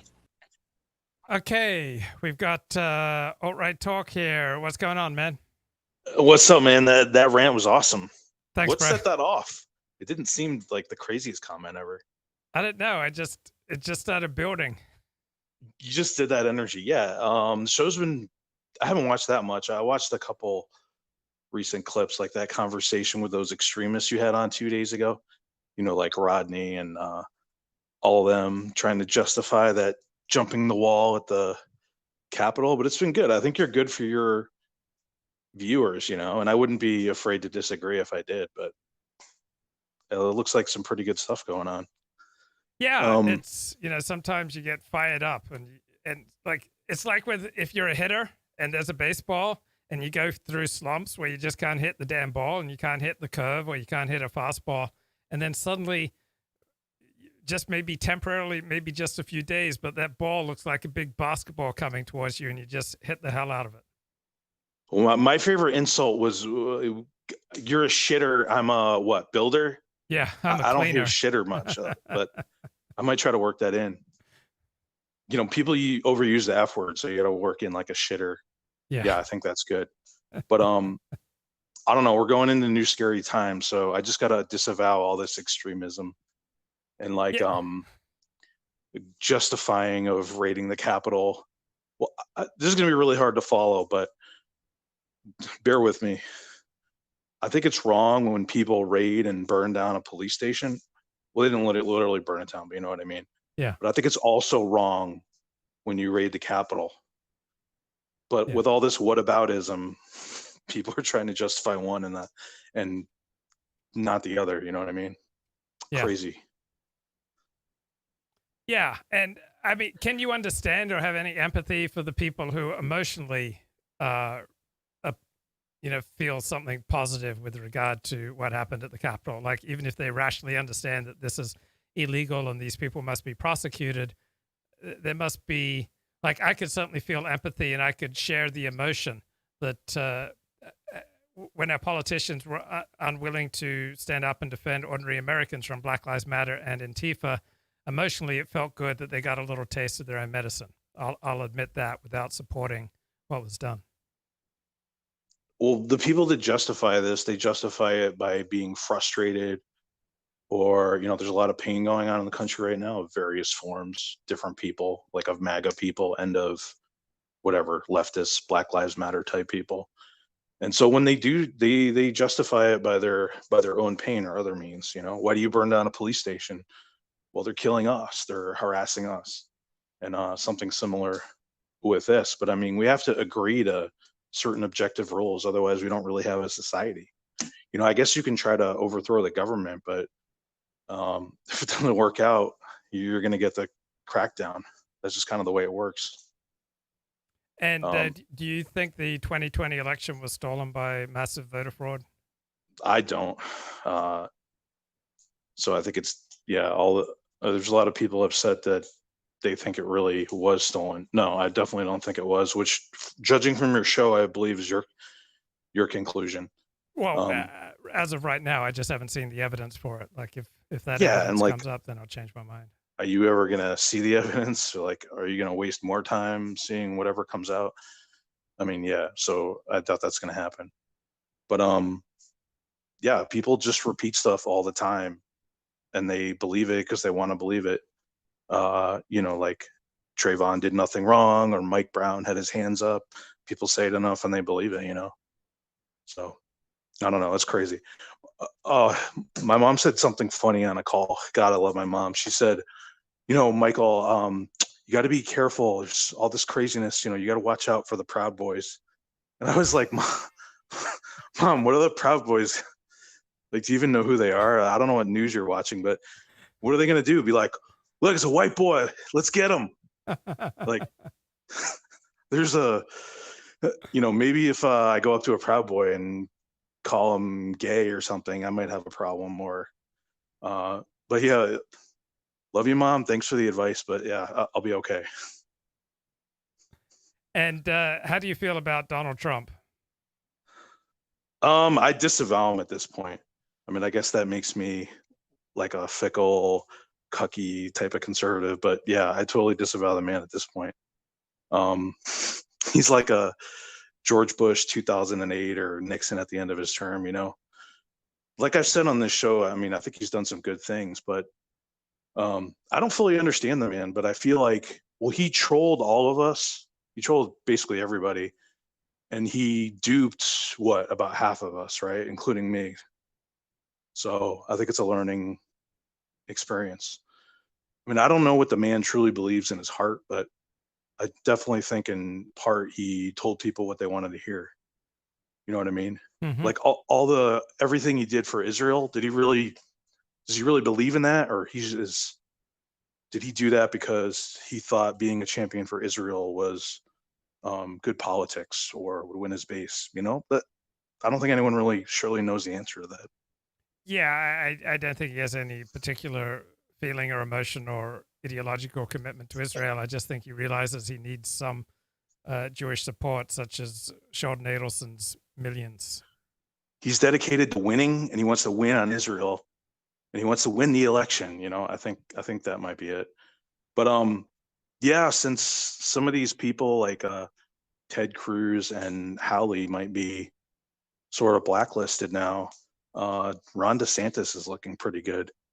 But you can't predict the future. Okay, I predicted Beto was going to be the Democratic nominee. Yes, which like never happened. Didn't even come anywhere near close to happening, but it seemed like a good pick at the time. But yeah, that's about that. Trump says the best is yet to come. What, today you said that? No, yesterday. I mean, I think the vast majority of people are completely done with Trump. He's going to have his hardcore supporters. How that plays out, I don't know. But I think that's dwindling by the day. Oh, what do you think about the idea that Ashli Babbitt is a hero? I wouldn't classify her as a hero. The tragic story, right? Yeah. I mean, I guess you could make the correct. Yeah, she was dedicated. She was a dedicated ideologue. Yeah, you played that video, and they were saying they had guns. Maybe she didn't hear them, but I made two comments. One you were like, yeah, that's totally right, and the other was like, no, that's stupid. I said, you know, at a certain point, the cops have to defend themselves. And I don't know, maybe they should have done a warning shot, but it's like at a certain point they gotta fight back. I have a friend in law enforcement. I ask questions like, oh, what about a warning shot? Like, no, that's stupid. Never do that. So I don't know. And how important is what happens in politics to your own personal happiness? I probably pay more close attention than I should. You know, it's like that lame cliche that Jordan Peterson has, you know, clean your room, which is kind of true. Take care of your own life. You know, build yourself up. That way you can help others, pay attention to politics, etc. But yeah, there's a happy medium. I'm probably like a little bit past it. But I'm learning as I get older. Your friend Ricardo says in the chat, have we really gotten to the point of shaming people for taking politics seriously? Are we that unserious? So my point was that some people should not take politics seriously. So I'm fine with some people taking politics seriously, but obviously Ashli Babbitt and those who care about her would have been far better off if Ashli Babbitt had not taken politics seriously. So in fact, I think there's a whole class of people who, generally speaking, should not take politics seriously, but YouTube's terms of service prevent me from pointing out that this newly enfranchised group of voters, just about 100 years they've had the right to vote. I think most of them would be better off not taking politics seriously. So I think some people would be better off not taking religion seriously. Some people move from secular to religious and they become horrible. Not just jihadis, but also some Orthodox Jews and some Christians. Some people, when they start taking religion seriously, they become horrible people. Some people, when they start taking politics seriously, they become horrible people. So yeah, some people can't handle religion. Some people can't handle politics. Do you have any thoughts? Well, I was thinking like anyone who gets in the street and puts themselves at risk. Loser is too harsh of a word, but yeah, you're kind of making yourself a pawn. Like you want to give up your life over a Black Lives Matter protest. When all those Black Lives Matter protests were going on, like me and my girlfriend were like, we're not going anywhere near that bullshit because, well, you could be innocent bystander or you might get attacked by a crowd. You know what I mean?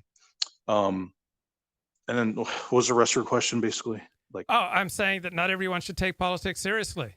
Some people, they can't handle it. Like Ashli Babbitt, she could not handle it. It was a mistake for her to take politics seriously. A lot of people I notice who take politics seriously, it has a deleterious effect on their life. They simply are not equipped to handle it. And yeah. Go ahead. I was with my mom's friend, nice woman, educated. We don't quite agree because she's pretty dedicated, ideological, progressive Democrat. But, we're hanging out, and that was the night that what's her name, Supreme Court Justice, very old, Ginsburg passed away. She was like really distraught and on her iPad being like, oh, well, there might be a way to prevent this because of XYZ. And it's like, completely beyond your control. So there's no use worrying about it. The same thing with this election, it's like, whatever, you vote for who you want and life goes on. Oh, here's just a thought experiment. What if the police had opened fire on everyone who was illegally occupying Capitol Hill? I'm trying to think if I'd have a problem with that. I'm not sure. I mean, I think what they were doing was so heinous that if the police had opened fire, I don't think would have been opposed to that. But what if like the police had opened fire and killed 100 of them? Well, I mean, there's some nuance here, right? Because some of those people were extremely violent, like that video you showed, and other people were just kind of followers, right? Like, I don't know if you've seen this. This has become a meme already, but to basically downplay how dangerous these people were. It's like an old grandma just sitting there, smile. I love that picture. Yeah. I'm sitting that around, but that would be overkill. But I think they handled it. They shot one person, unfortunately. But on the other hand, I think it'd be a powerful statement that you don't get to overrun these buildings. Yeah, it'd be that there need to be perhaps some sacred spaces where if you try to invade, you get shot. That'd be like Soviet style, bring the tanks in. Yeah, if someone tries to invade this country, I would be fine with them getting shot. Sorry, go ahead. Yeah, that would be like a Soviet style put down, I guess. Just bring in the tanks or open fire on the crowd. Yeah, I think that would be over. Or like you got to have a happy medium for everything, right? Like when cops are arresting somebody, you can't just shoot somebody because they're mouthing off. But I think there's got to be some type of deterrent, right? Like you fuck with the police, you resist arrest, and you put them in a. Yeah, you punch a policeman. I don't care if you get shot. Yeah, because you earned it. You can make the case, well, the cop didn't have to do it. The cop could have just taken it and gone to the hospital. He didn't have to kill him, but that's too far the other way, right? So yeah, I mean, people could get killed getting punched. I mean, it can very well be deadly, but I think what's even more deadly is not having sacred sacred places and sacred space and giving a form of sacredness to authority. I think it probably sent a much better message that if you punch a cop, that you should expect to get shot. I think we'd have far more respectful treatment of police if that became the message. I think the deterrent factor is very important. Sorry for interrupting. Yeah, if someone tried to breach the White House, someone tried to climb over the fence of the White House, which has happened on occasion, I'd be fine with them getting shot. Yeah, or an ass kicking, or a rough ride in the back of a police van. Yeah, absolutely. Yeah, you have to have that deterrent factor, which is never like if you fuck with the police and you steal a cop's taser and fire it at him, well, he probably won't die, but he could get his gun stolen. But there should be a deterrent that if you fuck with a cop that hard, yeah, you'll take a bullet. I'm okay with that. I think it's good policy. Right. I mean, do Americans suffer from like too much inhibition vis-a-vis cops? Certainly not large segments of America. They're just way out of control with regard to cops. And saying that if you invade Congress, that you're eligible to be shot on sight if you are criminally trespassing, I think it might give a good message. And that's true. Even if there are dirty dealings going on in Congress, we need a functioning Congress for the good of the country. You just can't allow mobs to rampage through Congress. Anyone who thinks it's cool to have a mob rampage through Congress, then would you think it's cool to have a mob rampage through your home or through your church or through your synagogue?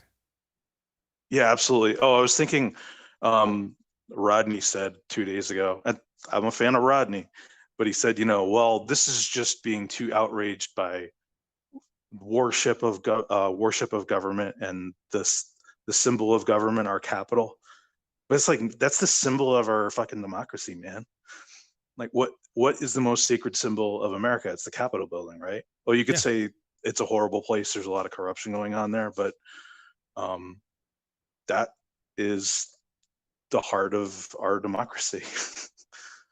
Yes, the heart of the political system that operates this country and has directed it in a way that's made it the most powerful nation on earth without a peer competitor. So right, exactly.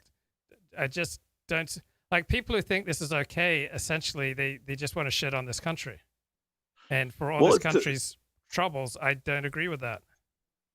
Well, the whataboutism has just become ridiculous. If you're going to justify burning down a police station but be against this, or vice versa, then why don't we just have a civil war, have one side win, and go by those rules? Okay, we're all the same.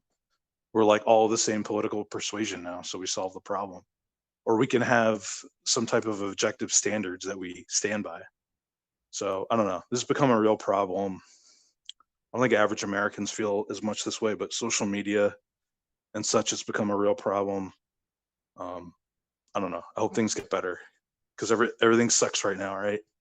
Except Paul Talk has live streaming now, so he actually has figured out how to go to a live stream. So maybe you can have that discussion. I brought up the idea, but he kind of shot me down. But maybe it's possible. Has he been talking about anything interesting?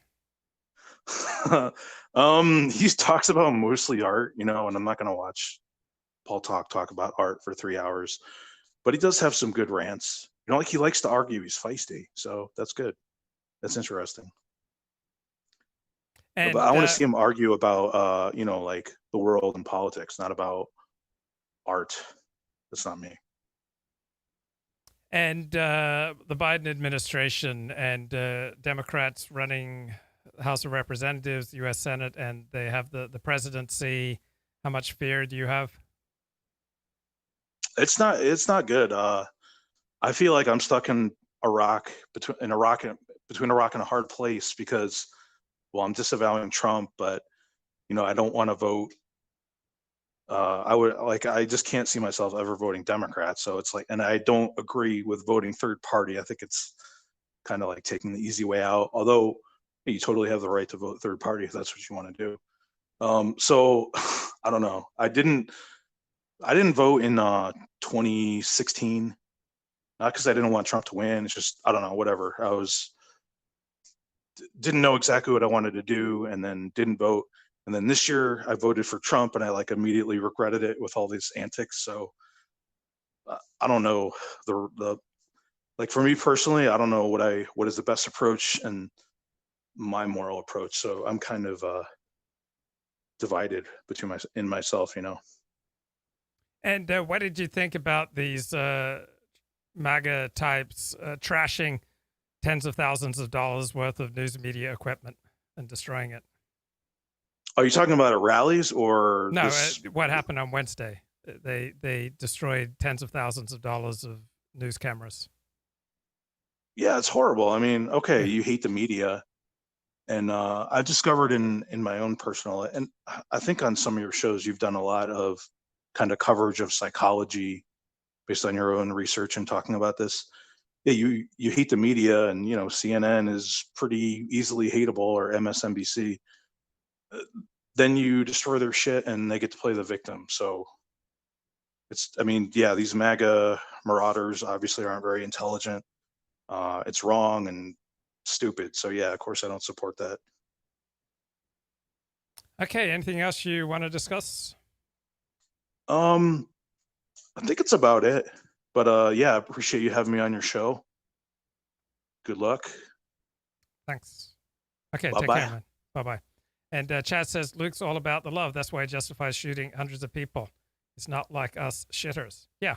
How do you think the United States of America was created? The only reason you have the United States of America is that you had an American Revolution that shot thousands of people, not hundreds, thousands of people. Then how did the United States of America expand? It committed massive genocide against American Indians. It slaughtered the Spanish and the Mexicans. It pushed out other nations, and it told the rest of the world, you have no right to interfere with all of the Americas from north to south, the Monroe Doctrine. And then the United States invaded, the Philippines, Cuba, just kept expanding. The only reason the United States didn't take over the Caribbean was because of the contentious issue of slavery. Why is the United States a union instead of split into a confederacy and the North? Because hundreds of thousands of people were shot and killed. So yeah, that is what created the United States of America. Shooting and killing people is what allowed the United States of America to expand. Is by shooting and killing people, the United States played the decisive role in World War I. Is by shooting and killing people, the United States stopped the Nazis, stopped the Holocaust, and won World War II. And it's by the threat to nuke hundreds of millions of people that the United States has remained the world's dominant superpower. So I am A-okay with that. Am I A-okay with every single instance that every single killing or shooting was justified? Of course not. But anything good? You want to build anything decent? You want to protect anything good? You want a place for your offspring, for your children and your children's children? And you want to keep it safe from nasty, marauding people? You have to be prepared to take up arms. Now, sometimes taking up arms is stupid and self-destructive and toxic, and sometimes it is right and good. You need to use a little seichel. You need to use a little bit of wisdom. Yeah. The only way that you can have love is if you have very tough people willing to kill people. That's the only way that you get to have a nice, normal, comfy life, because you have very nasty people ready to kill on your behalf to keep you safe. So you get to sit in the chat and make snotty comments because there are tens of thousands of people willing to do massive violence to keep you safe so that you can make your comments in the chat. Right? That's the only way you can have civilization, is by having thousands of nasty people willing to kill people who threaten you. So yes, if you want to have something good, you want to have civilization, you have to be prepared to defend it. So sometimes love requires the use of massive amounts of force. I don't remember Luke suggesting we shoot hundreds of Black Lives Matter supporters because they broke a window. If you think the situation in the state capitol was all about breaking a window. You thought that woman was just shot because she broke a window. She didn't even break a window. She crawled through a broken window. That wasn't why she was shot. It was the place. Everything is situational.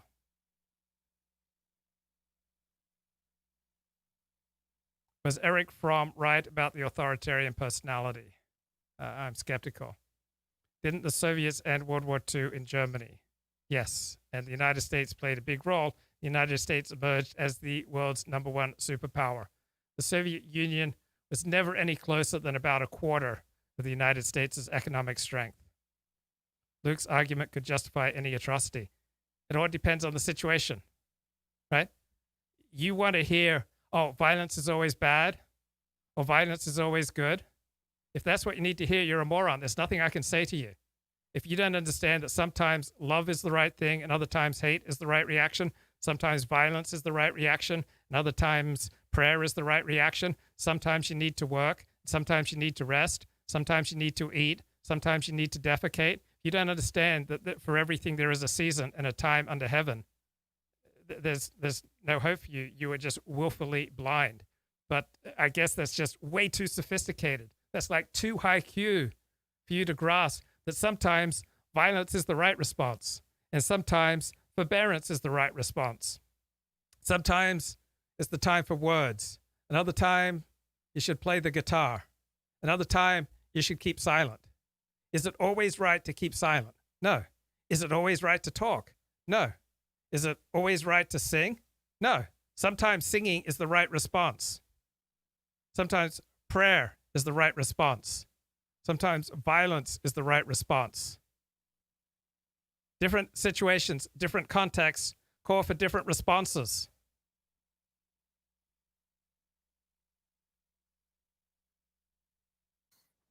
Yeah, you know, it's a populist movement, of course, as we know, and but I think that populist movements require intelligent leadership, and this one lacks intelligent leadership. So it's both. It has neither a brain. It has only a body, effectively. And even the body could be a better, like they could be a kind of a better class of people that follow Trump, as it were. You know, it's populist, but it's also like, I mean, they are on some level, they are the deplorables. I mean, and a lot of that might just be a function of where we are as a society and where people are as a society, that we live in sort of degraded conditions. Part of that is a function of living in America in particular, you know what I mean? So that might even be kind of emphasized in some ways versus Europe. You know, I think that there's kind of maybe a kind of broader bell curve in a way in America, in the sense that we do have, I think we do have these sort of deplorable types that are they shouldn't really be the face of movements effectively. They're not, you know what I mean? No. But they lack leadership. And that's one thing you realize is how important leadership is. I mean, it's just really in every political context, how important leadership is. And it's something that I think that sometimes it's, you know, it strikes. Wow, what an amazing insight. Did you guys realize that leadership is important in politics? I would never have thought that if Mark Brauman hadn't reminded me. Clear in how I characterize this. This is mostly a protest. It is not, generally speaking, unruly. That ain't a riot, what we're seeing right now in Minneapolis. They are strictly principled anti-fascists, and they've taken a principled stand to stand against white supremacists and white nationalists wherever they may show up. I argue to you tonight, all punches are not equal morally. It says it right in the name, Antifa, anti-fascism, which is what they were there fighting. Listen, there's, you know, no organization is perfect. There was some violence. Any reasonable person would say we shouldn't be destroying other people's property, but these are not reasonable times. But thank goodness for the looters, man. And please, show me where it says that protests are supposed to be polite and peaceful. I don't care that much about statues. Shouldn't that be done by shouldn't that be done by a commission or the city council, not a mob in the middle of the night throwing it into the harbor? People will do what they do. What you're seeing behind me is one of multiple locations that have been burning in Kenosha, Wisconsin. Do not get it twisted and think that, oh, this is something that has never happened before, and then this is so terrible, and where are we, and these savages and all of that. This is how this country was started. People get mad, and people get sick of it. People are risking COVID to explain to this country that we're fed up. Most of the major movements in American history have started at the grassroots level and at some point have turned into direct conflict with American government. So remember your history before you judge your present. Thuggishness is thuggishness wherever it comes from politically, and we should be the first to call it out. I disagree. Okay, Edward Luttwak writes in the Wall Street Journal, the mob on the Hill was far from a coup. The only description that makes sense is a venting of pent-up resentments. Yeah, this was far from a coup. It was a venting of pent-up resentments. Those who voted for President Trump saw his electoral victory denied in 2016 by numerous loud voices calling for resistance as if the president-elect were an invading foreign army. These voices were eagerly relayed and magnified by the mass media, emphatically including pro-Trump media. Then they saw his victory sullied by constantly repeated accusations of collusion with Russia from chairmen of intelligence committees and ex-intelligence chiefs who habitually accused Mr. Trump of being Vladimir Putin's agent, claiming they had secret information, which, alas, they could not disclose. They deplored Mr. Trump's subservience to Mr. Putin weekly for 4 years, while refusing to entertain the possibility that in a confrontation with China might be a good idea to overlook Mr. Putin's sins as Nixon embraced Mao to counter the Soviet Union. When Joe Biden is inaugurated January 20, Wednesday's venting of resentments may prove to have been beneficial. Mr. Biden's own conspicuous refusal to adopt the language of resistance in 2016, Mr. Biden's abstention from false accusations of collusion with Russia, even under extreme provocation about his son, make it that much easier for the new president to be the healer he convincingly promised to be. Overwrought talk of a coup attempt or an insurrectional threat seems to induce a pleasurable shiver in some people, but on Wall Street, the market was supremely unimpressed. Stocks went up because investors know it will all be over in 2 weeks. That's Edward Luttwak, who wrote the book on coup. Coup d'etat, a practical handbook, came out in 1968. Michael Tracey has a good essay on Donald Trump's ruinous legacy. The stultification of the Republican electoral strategy stems fundamentally from the fact there's been no substantial intra-party, that means within the party, public debate about the reasons for Trump's loss. Even now, more than 2 months later, to merely state that Trump lost provokes profound rage among a large segment of the party's voters. You can be mercilessly attacked online and threatened with career-ending repudiation for doing so. The two Georgia Republican Senate candidates couldn't deviate from this line for fear of alienating fraud-believing Trump supporters in Georgia, but Republican turnout dipped anyway, most probably because conservative media had been completely inundated with accusations that the Republican-led state government of Georgia was complicit in a conspiracy to oust Trump. Turns out fraud-pilling one's own voters might not be the most reliable path to victory. The manic Trump-induced obsession with purported fraud, and to be clear, there is as yet no convincing evidence that massive amounts of voter fraud determined the 2020 election. So this manic Trump-induced obsession with purported voter fraud delayed any thoroughgoing public discussion of how congressional Republicans overperformed in November across many metrics, even as Trump went down to defeat. So instead of capitalizing on those gains, Republicans jettisoned them. As for former Senate Majority Leader Mitch McConnell, it was one of the more astounding moves in recent political history to sacrifice his own Senate majority, which most of his professional life had been structured around preserving at all costs because he was dead set against sending out the $2,000 checks. A figure which, in the grand scheme of things, as Trump would say, is peanuts. And Trump cost himself the election by not coming through with another COVID relief package in the summer of 2020. Only 43,000 votes in three key states determined the 2020 election. So Trump had humbled himself to get another COVID relief package through Congress in the summer of 2020, most likely would have been reelected. Now, even with the majority vanquished, Mitch McConnell will maintain a fair amount of power as minority leader. As of January 20, the Senate will stand split 50-50 with future Vice President Kamala Harris as the tie-breaking vote. Possibility of a few Democratic defections here and there means Mitch McConnell will have plenty of opportunities to exert legislative influence, and he can rest easy knowing that he successfully used Trump as a vehicle to achieve the generations-long dream of the conservative donor class, a 6-3 majority on the Supreme Court, as well as some corporate tax cuts.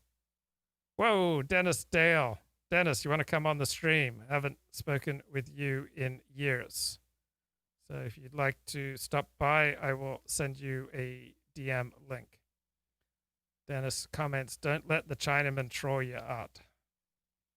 Coming trajectory of the Republican Party depends on whether its elected officials, donors, and allied media figures will ever be permitted to conduct a candid public assessment of what transpired in the 2020 election, not all of which bodes poorly for their future, without the encumbering distraction of Trump's wild fraud claims. Remember, if you believe that voter fraud determined the 2020 election, then there are no moral boundaries. There's nothing that you can't do.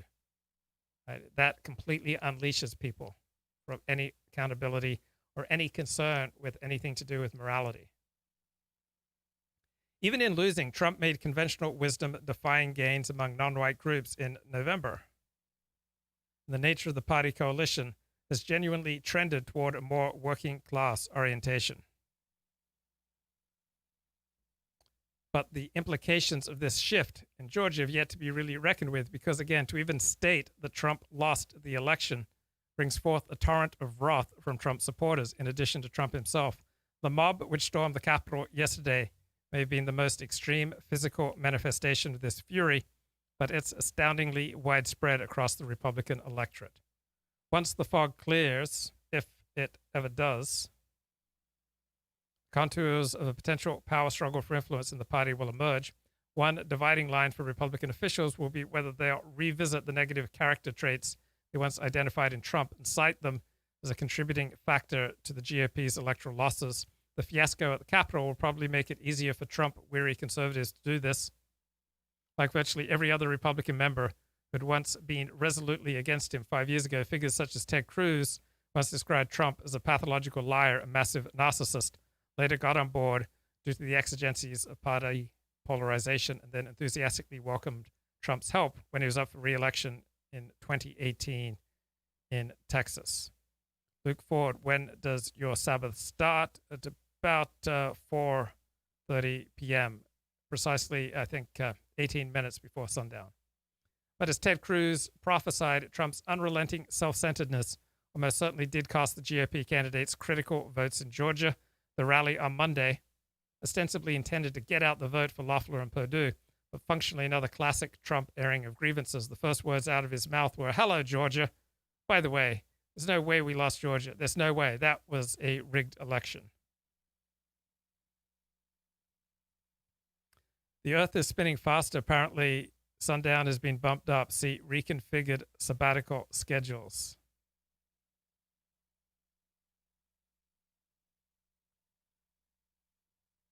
Should Trump revert to some kind of shadow president posture after he leaves office, Ted Cruz may end up returning to the critique of the former president's character he expounded on in 2016. This would have to be coupled with a steadfast recognition of the policy achievements of the Trump presidency. But if Trump is determined to see that his egotism consumes the party's consciousness for the next several years, there will be a number of Republicans who eventually get fed up. The differing plans for managing that conundrum will be of note. Probable presidential candidates like Ted Cruz and Senator Josh Hawley may try to capture some of Trump's supporters, given their efforts to reject the votes of the Electoral College on Wednesday during a joint session of Congress. This was always going to be a purely theatrical and ultimately inconsequential plot, as they were well aware, both being Ivy League lawyers. But it was a gesture that they likely calculated was going to give them the symbolic leverage to say they fought for Trump, even as they moved to distance themselves from him. With the mob chaos ruining the effort, though, their calculations appear to have backfired in spectacular fashion. Still, there will be many opportunities for symbolic fighting in the years ahead, and it will be substantially easier to pull off when they're in the minority and have fewer governing responsibilities. An aggrieved post-presidency Trump, denouncing on the way out everyone from his own Supreme Court appointees to his former Attorney General, to the leadership of the Senate Republican caucus, to his own vice president, will likely remain in perpetual denunciation mode for some time after he leaves office. This will go a long way in forestalling any kind of ideological self-evaluation in the Republican Party, which could explain why in a span of 4 years they went from full control of the House of Representatives, Senate, and presidency to no control of all three. The delay will be even longer if there are more riotous mobs to quell. Ambitious party leaders will have to figure out how to navigate this exceedingly unpleasant dynamic. intelligent people who are kind of like, let's say, for lack of better terms, sort of autonomous thinkers, free thinkers, intelligent people. Yeah. I think that they often miss this point that leadership is required because they don't themselves require leadership in their lives, right? Right. But leadership actually is required. They a large group of people, and it's partially maybe it's an IQ thing, but there are other factors, of course, involved as well. That people do require leadership, and movements require leadership.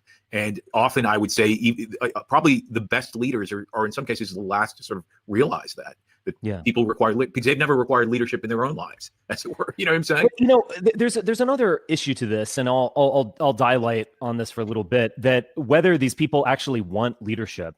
And, so let me start with this issue, because this was the most bizarre coup attempt ever, perhaps you could say. And look, on some level, it was a coup attempt, because don't tell me this is a protest when you enter a Capitol building. I mean, when you go to that level, you are going into Congress, you're evading or overwhelming the police, you are saying that the election is illegitimate, and so on. You are engaging in insurrection, however symbolic it might be, and however farcical it might be. You are engaging in insurrection.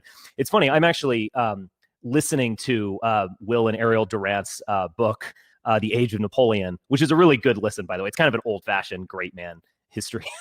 But, he's telling the story of the French Revolution, and, they would have these mobs that would enter, go to Versailles or to go to other, major places, and, dozens would be dead. The ones who made it through would go in and drink themselves silly in the wine cellars.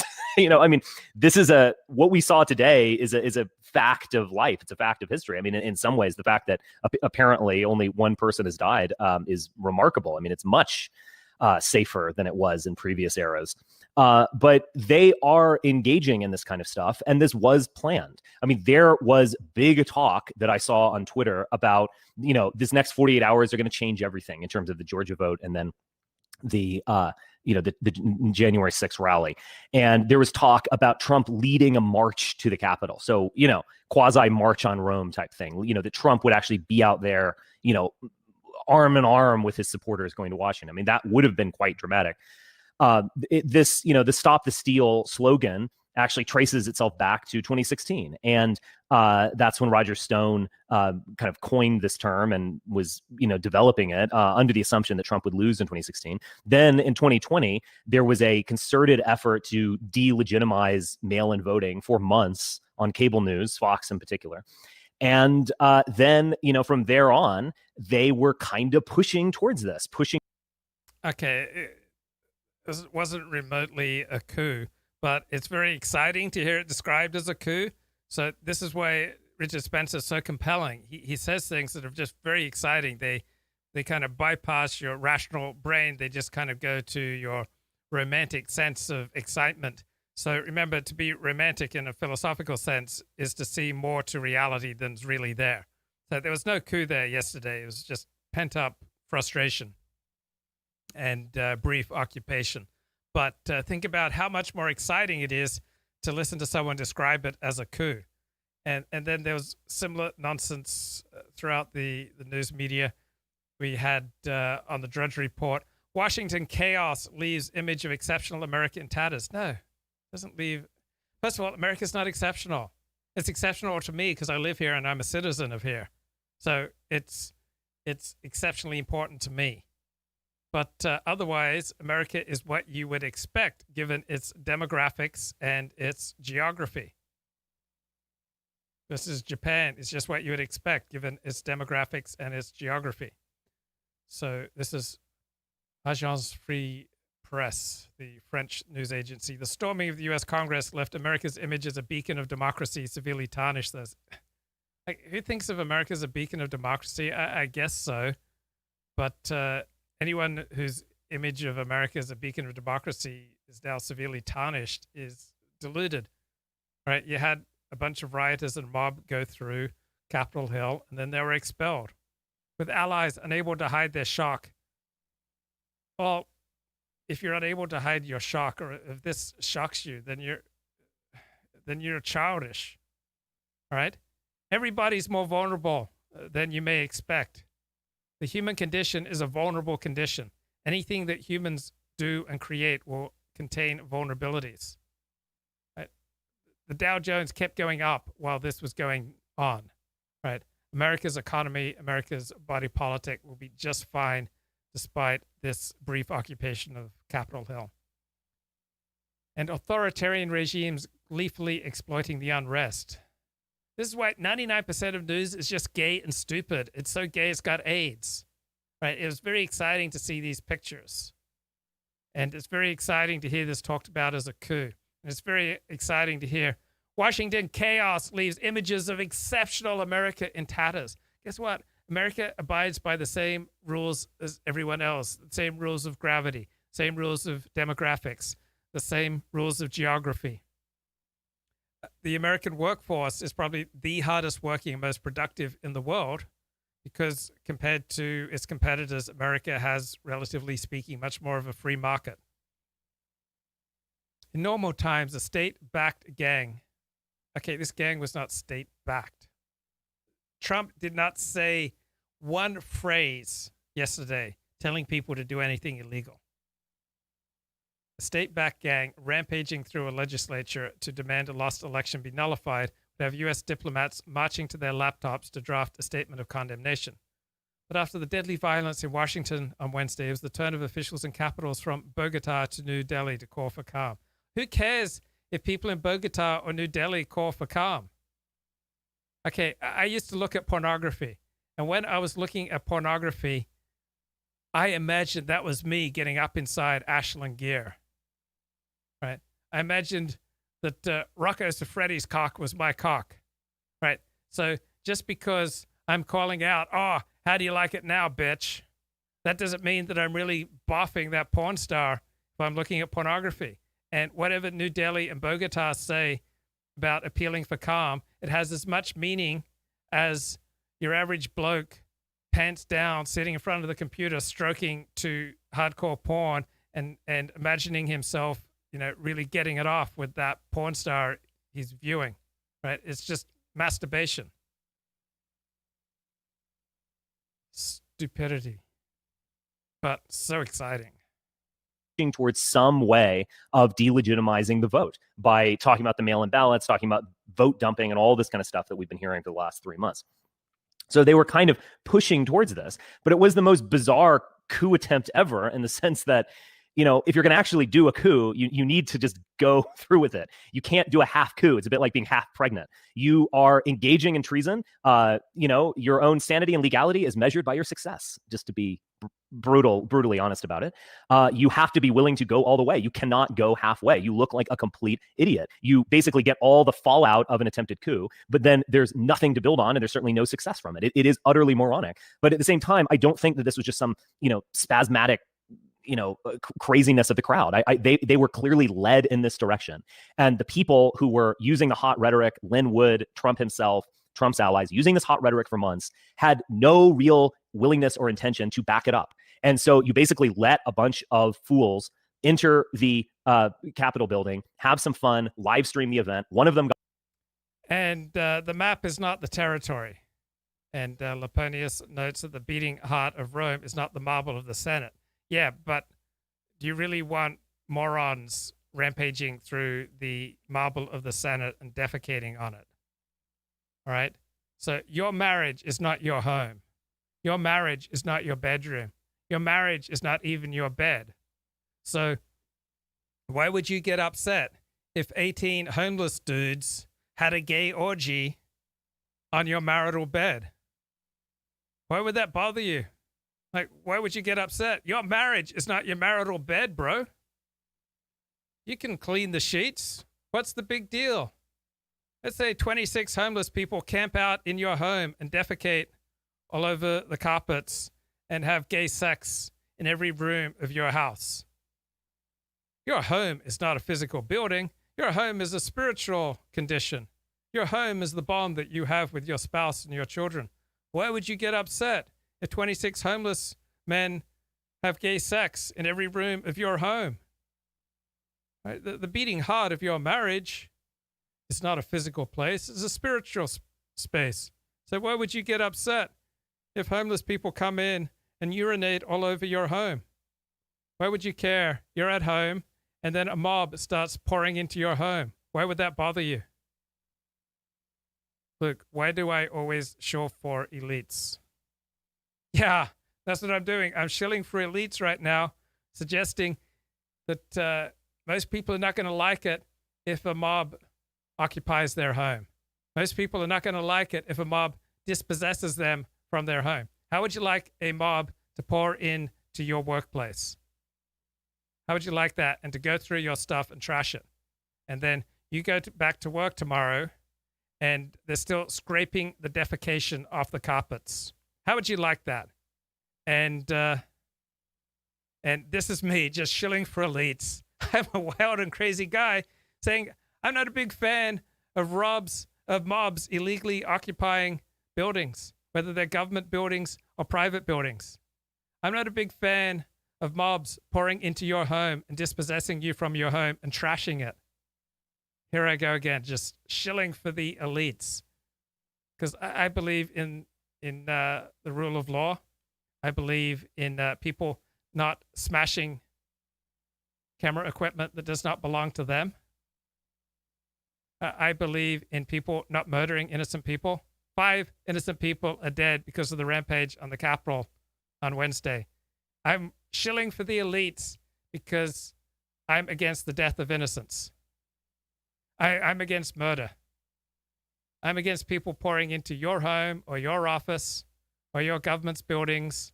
Let's say you have a medical emergency and you're about to go to an urgent care center to deal with your life-threatening medical emergency, but a mob has occupied your urgent care center. What's more, the mob is occupying the streets around you so you can't get out to get your life-needed health care. And here I am, shilling for the elites, saying it's a bad idea when we allow mobs to block traffic, when we allow mobs to destroy medical centers, when we allow mobs to rampage through government buildings. Here I am just shilling for the elites, saying I don't want crazed mobs pouring into your home or your workspace. My God, I am such a shill. Got killed. The fact is we have not seen the end of it. I think there are going to be major arrests. I think all of the people involved in this movement are going to, at the very least, some of them might be on probation, but they're going to be serious arrest for this. This is not fun and games. When you walk into a Capitol building, invades a senator's office, and live stream yourself acting like a jackass, you're going to jail for that. Baked Alaska and company, whoever else was there, the America First movement. You're going to jail for this. This will be prosecuted as if it were treason. It doesn't matter if you were engaging in some, hyper. So apparently Donald Trump has just been banned from Twitter. Pre-taped 2-minute-long message statement that the members of the committee inside the hotel all watched last night. Trump also talked about the state currently of the party, saying, quote, "Our popularity as a party is doing very well. We have setbacks every once in a while, but I think we're in great shape." That tape not being shared with the public. Brett. Phil Keating, live in Amelia Island. Phil, thanks. Dominion Voting Systems is suing lawyer Sidney Powell for at least $1.3 billion over what it calls her wild accusations that the company rigged the presidential election for Joe Biden. Powell had been representing President Trump in a series of unsuccessful lawsuits contesting the election outcome. She has claimed the company was created in Venezuela to rig elections for the late leader Hugo Chavez and that it has the ability to switch votes. Powell has not responded to the lawsuit so far. Late today, Powell's Twitter account was suspended, along with that of former National Security Advisor Michael Flynn, for what Twitter called harmful activity. The social media company saying going forward, accounts that are solely dedicated to sharing QAnon content will be permanently suspended. Still ahead, the blame game, and as we go to break, Hall of Fame baseball manager Tommy Lasorda has died. The flamboyant Lasorda spent almost all of his 71-year career as a player, scout, coach. Okay, so when you ban the President of the United States, do you think there's going to be no blowback for that? Okay, so if you invade the state capitol, do you think there's going to be no blowback for that? Let's say I reveal some damaging information about somebody right now in the chat. Do I think there'd be no blowback for that? So for every action, there's a reaction. So I'll be curious to see what is the reaction to Twitter banning Donald Trump it's not at all clear here whether Twitter will be the worse off for this fight or if Trump will be the worse off. Right now, on the face of it, it looks like Trump will be hurt by this. But life is complicated, such as I think two famous diplomats, I think a Chinese and a Vietnamese diplomat were a few years ago discussing the French Revolution, and the Chinese diplomat asked what he thought were the results of the French Revolution, and he said 250 years after the French Revolution, it's too soon to tell. Real hijinks, you will be treated as if you were engaging in prison. And so we have this bizarre situation where we have all of these people listening to their leaders. Their leaders have no intention of backing them up, nor do they ultimately have some plan to bring. Oh, I just had a thought. I don't believe in hating people just because you can group them in a category as black or Jewish or elite. So I know for many people in the chat, they just instinctively hate elites, right? Those people are no longer human, right? Once you destroy the humanity of a group, you will then start to become okay with mass genocide. So I hate it when people deny the humanity of others simply because they live in a city. I've got a friend who believes that people who live in city are just useless firewood. They're only fit for the ovens. Okay, I loathe that type of thinking. I loathe the type of thinking that people in New York are useless, or people in Japan are useless, or people in Australia are useless, or people in any geographic locale ipso facto lose their humanity because you just despise them. I strongly object to instinctual hatred for those that you can put into a category called elite. I loathe instinctive hatred for people who are working class, or instinctive hatred for the middle class. I loathe instinctive hatred of people based on religion, race, geography, sex. I loathe this type of thinking. So yeah, I have a really strong reaction.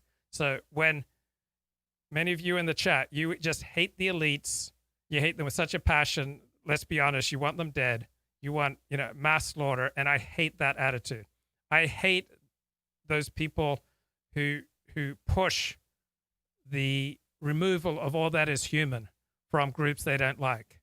So if it's the bourgeoisie or the proletariat or the elites, you push hatred, I'm strongly opposed to that. But just on the basis of geography and just on the basis of social class, you push a hatred that verges on genocidal.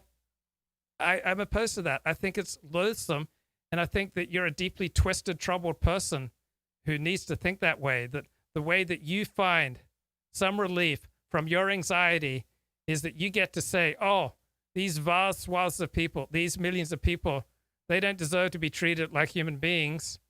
I'm just going to regard them as bacteria that needs to be cleansed. They're just useless firewood.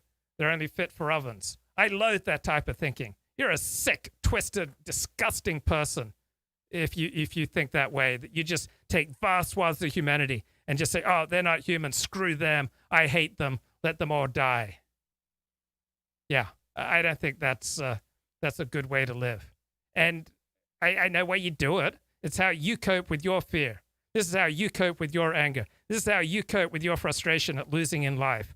You don't want to look at your life. You don't want to look at these festering, gaping, open wounds in your life. You don't want to look at the blood and the pus oozing out of your life. You don't want to look at your own failure. You don't want to look at your own inability to maintain relationships. You don't want to look at your own ability to earn money. You don't want to look at your own inability to attract a woman who wants to have sex with you. No, you want to cope. You want to deal with your anxiety. You want to deal with your own feelings of frustration and failure. You want to deal with this dark realization that you have at 2 a.m. that you're a total loser. And how do you deal with that anxiety? How do you deal with your fear? How do you deal with your apathy? You support the mass slaughter of millions of people. You support denying the humanity of all sorts of other groups. And it's just so convenient for you that you're able to find people who are winning at life. And now you can put them in the category of these people are elite, therefore they don't have humanity. Therefore, we need not have any regard for them. Therefore, we can regard them simply as useless firewood, fit only for the ovens. Right? And how's that working out for you? Is that making those internal voices go away? Are you able to have a good night's sleep now? Is that enabling you to earn more money? Does that make you more productive? Does that make you happier? Does that make you more socially well-adjusted? Is that launching you onto your artistic career? Is that enabling you to start a business? Are you able to write beautiful poetry with that kind of hateful, genocidal, blind malevolence? But you get temporary relief from hating whole groups of people because your own life is a failure, because your own life doesn't work, because you can't sustain living in a community, because you're not able to maintain friendships, because you're not able to find someone of the opposite sex who wants to have sex with you, because your mother ignores you and your father has contempt for you and your siblings don't want to talk to you, and you think, oh, I can deal with that. I can cope with that pain by, oh, there's this whole group of people who are winning at life. I'm going to call them elites, and I'm going to regard them as bacteria. And you think that's going to be the way out. That you can just ignore the gaping, oozing, pus-filled wounds that are obvious all over your life, but you can just distract yourself with blind hatred online about this horrible group of people who are building something with their lives, who are succeeding in their lives, who are creating something, who are contributing something, who are developing things, who are innovating, and you think you can distract yourself from your own failure by saying, oh, these productive citizens, they're elite and they're not really human. Off a coup. It just becomes this clusterfuck.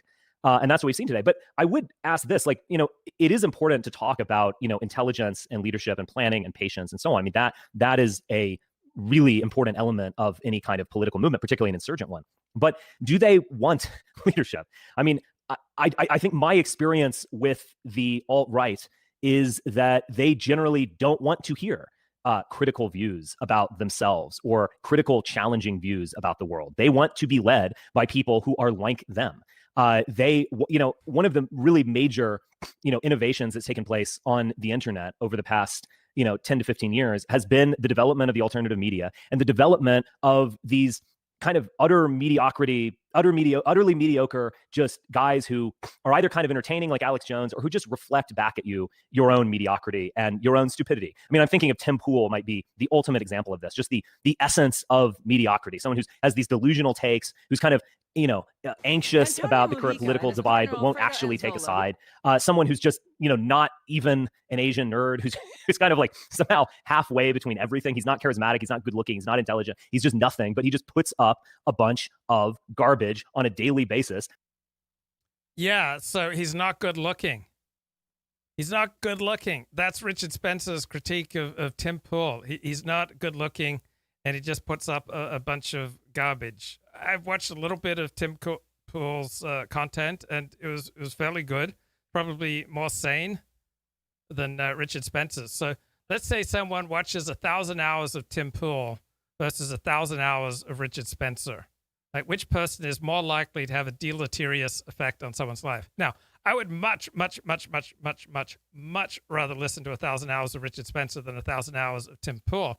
At the same time, I recognize that some mentally disturbed people are much more likely to become unhinged listening to Richard Spencer than listening to Tim Pool.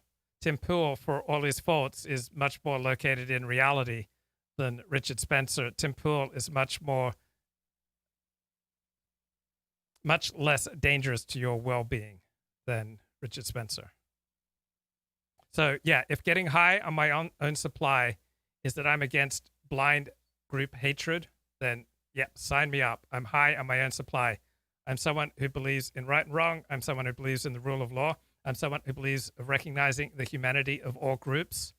So if being opposed to blind hatred of people based on geography, based on race, based on religion, if being against blind hatred makes me someone who's getting high on his own supply, I only hope that I get higher. Okay? I welcome truth from people on the left. I recognize the humanity of people on the left, recognize the humanity of people wherever they live in the world. Unless I'm under extreme stress fighting for my life in a a dark alley, or we're in a time of war. Okay, obviously those are exceptional circumstances, but otherwise I don't see the downside to recognize that other people are just as real as I am, that other people have just as many hopes and dreams as I do.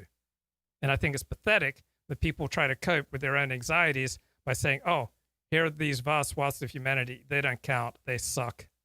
They're just bacteria. Let's burn them. That reflects back at his listeners what they're feeling at the moment.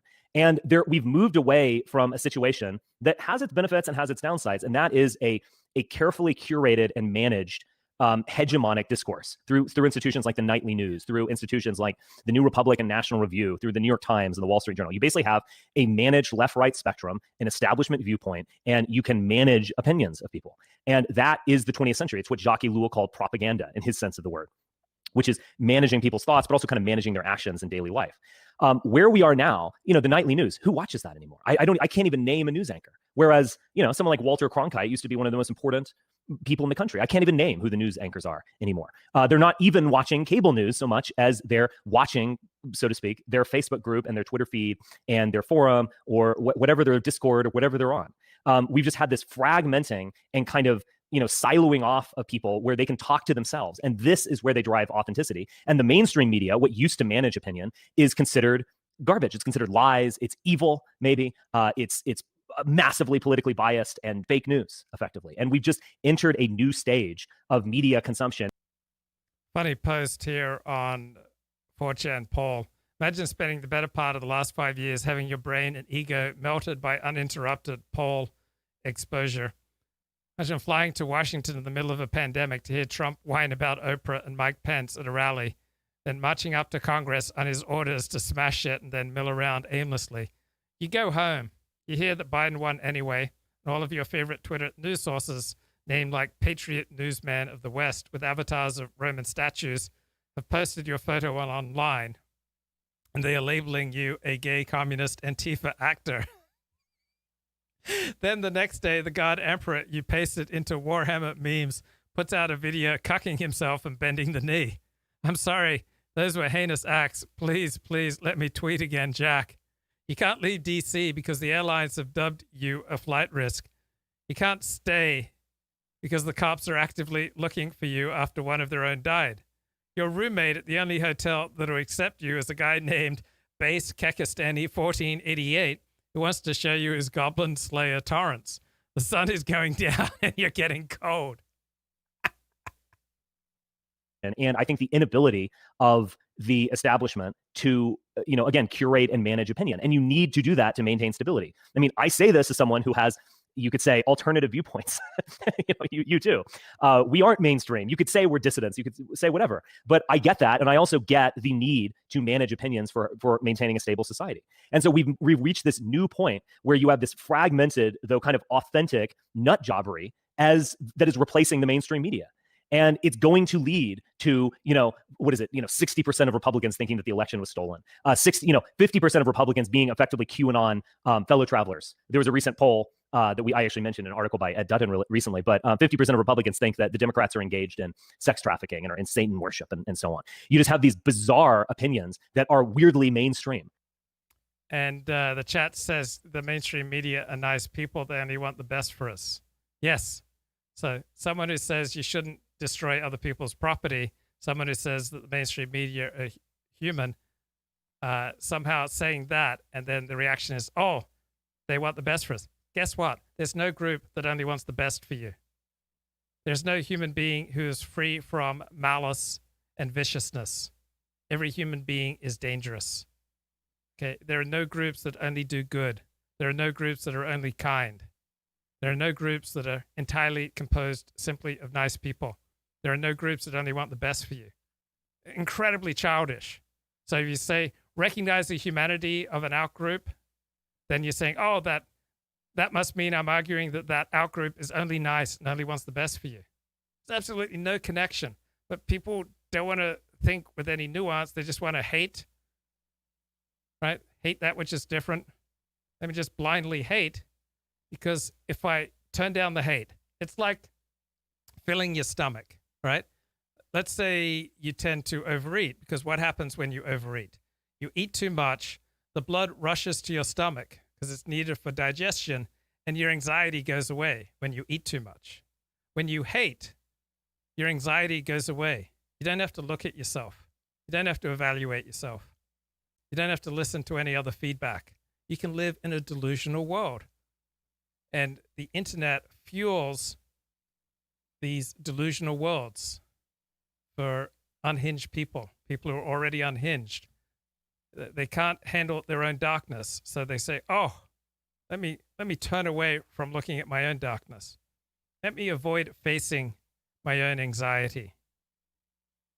Let me not concern myself with how selfish I've been. Let me not mourn this series of broken, destroyed relationships. No. Let me say, oh, my problems are all out there. And when Luke says that I've played a significant role in my own problems, well, Luke's being naive. He's saying that the elites all love us, that the media all love us, that they're all great people. Because I'll do anything to avoid looking at myself. I'll do anything to avoid coming to terms with what's wrong with my life. Where's my life not working? Where would I like my life to work better? What's not really working for me right now? Where is my life unmanageable? Is it my finances? Is it my weight? Is it my health? Is it my lack of exercise? Is it my inability to get along with other people?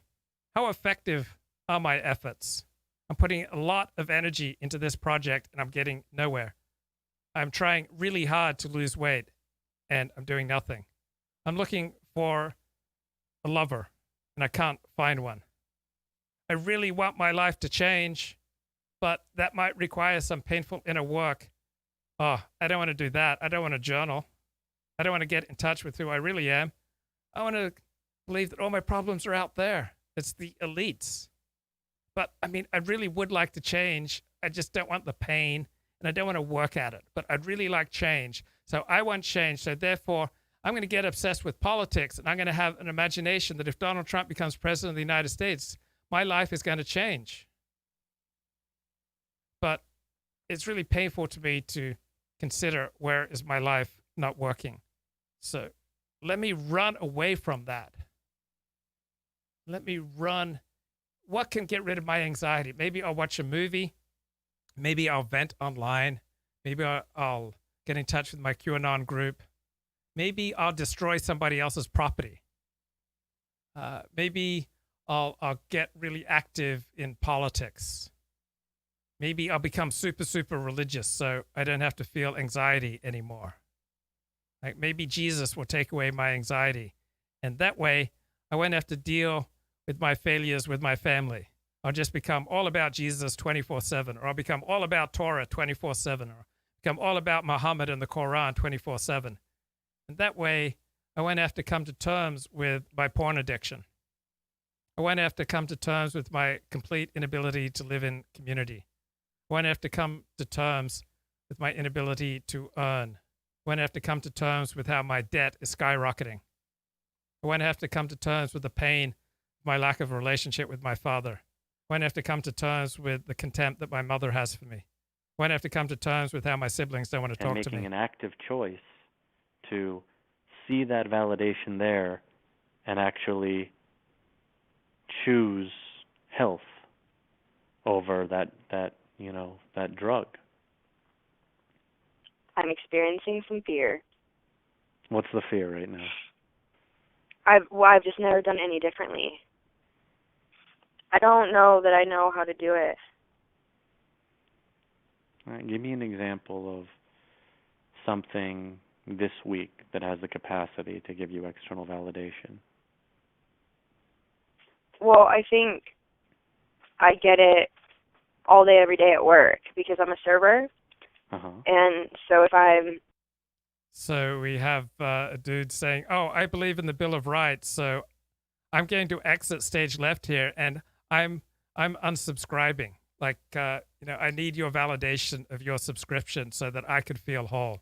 Like, I need your applause. Like, I couldn't bear to say something here that you might disagree with or take offense with. And so you think I'm going to be devastated because you're unsubscribing? You think that, my evening is going to be ruined because Murat Nost is exiting.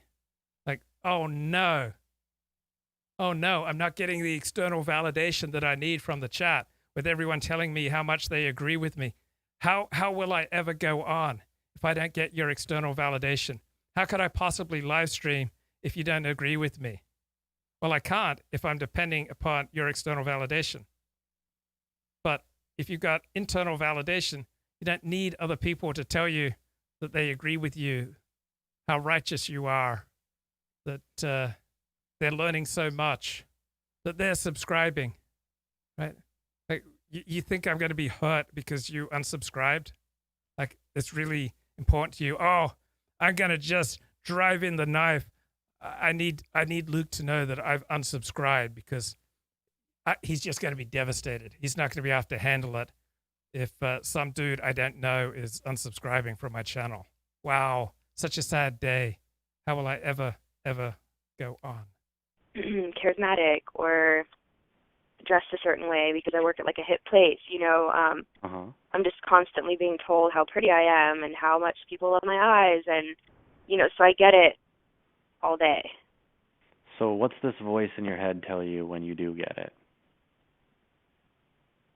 That I matter, that I'm being seen. Okay. It's like, good job. Yeah. How do you feel about the fact that there's this part of your mind, this mom in your mind, based on what you told me, who is telling you that you're only okay if, you know, this other person says you're okay. You're only good if this other person says you're good. You're only worthy if this other person makes you feel worthy. You have any feelings about that? You don't have to.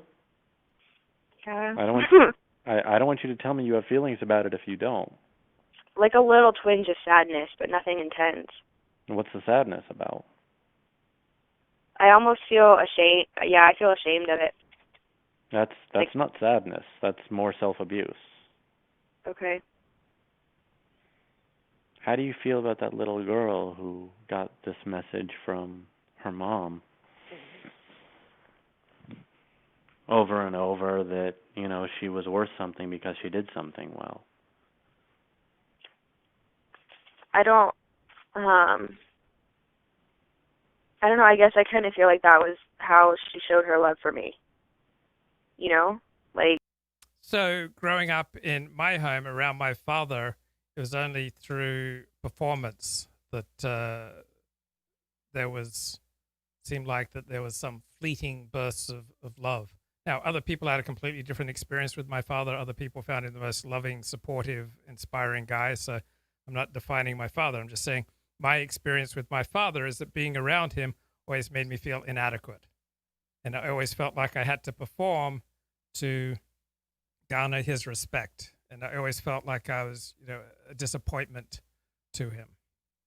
She didn't know how to support me any other way. I didn't ask you to, you know, explain why she did that. I'm asking, how did it feel when you think about that little girl being given that message to the point where she actually has symptoms today because of it? Yeah, I'm just pretty sad. Are you? Yeah. What do you wish that girl would have been told? Come on, you can't get sad about things from your childhood.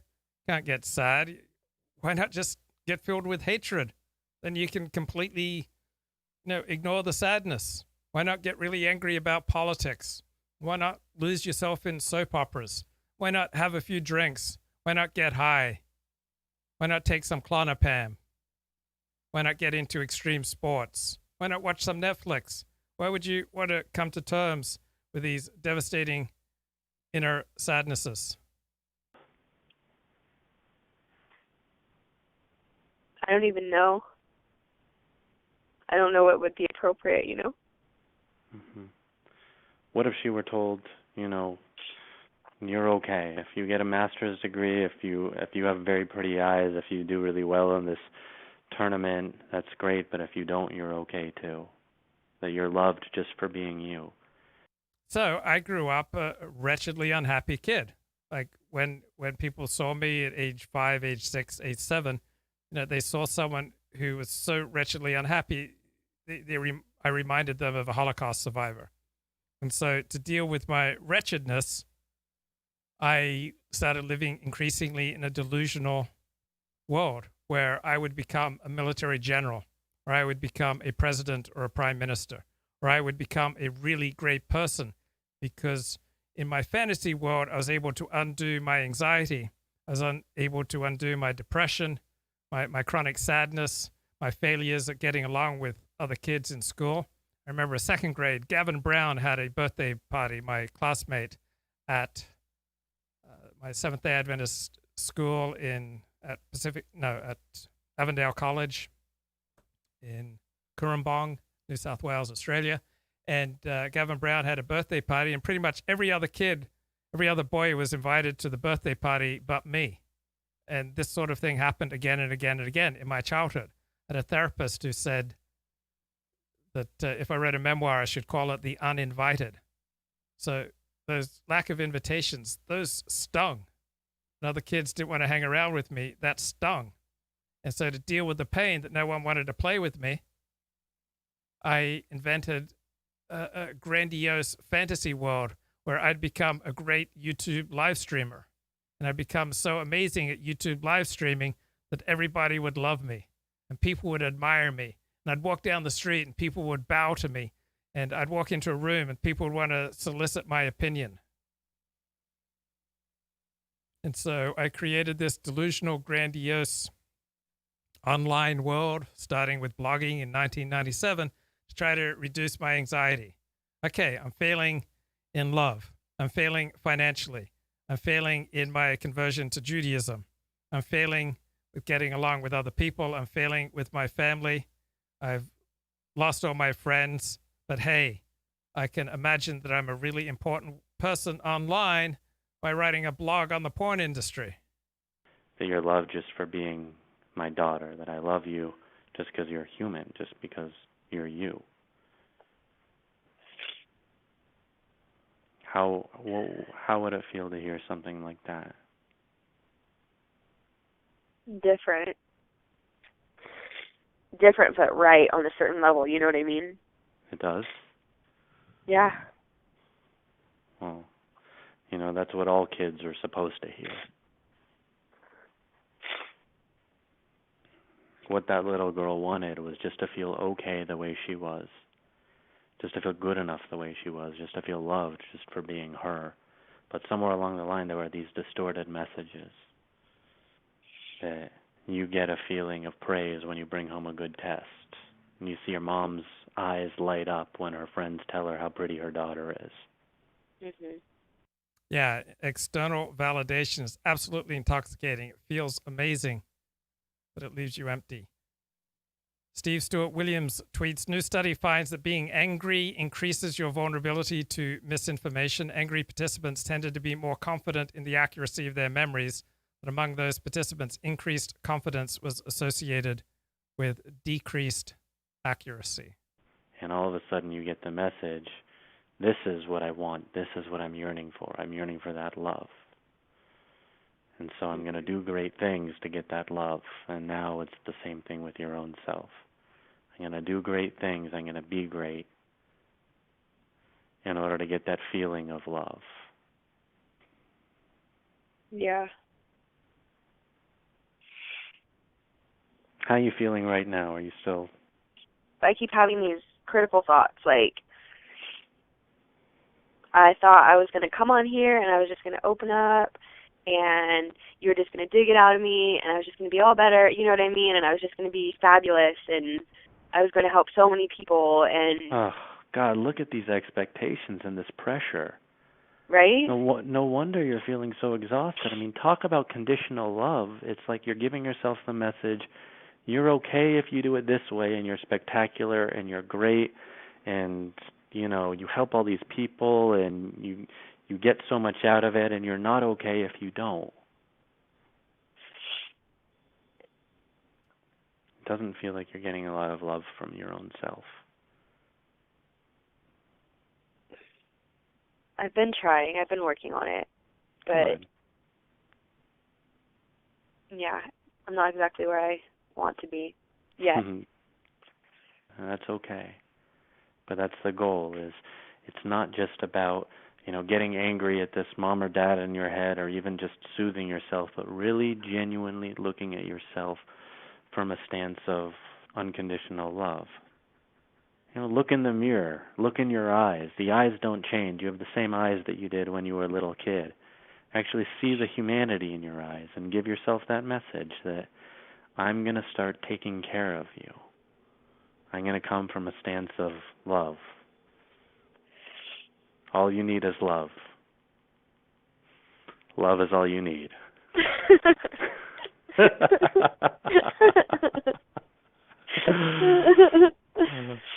Oh my gosh, those stinking Beatles, man. But can you hear, just in the context of what you were doing to yourself, just in this call alone, how hard you were being on yourself? Yeah. You're like a pageant mom to yourself. Ew. You look beautiful, you win first prize, you're good enough. If you don't, you're not. You can spend your whole life living like that. But it is exhausting. And it just comes to a point where, you take a stance and you say, I could keep on doing that, and I know what that gets me, but if you keep on doing what you've always done, you're going to keep on getting what you've always got. And I think you're capable of having a lot more happiness and fulfillment than you do right now. That's for sure. And it's going to take time. It's going to take time. It may just be words at first. But if you give yourself the message, I'm going to work toward taking care of you. I'm going to work toward having a loving, unconditional relationship with you, independent of what you do, then you're changing your stance.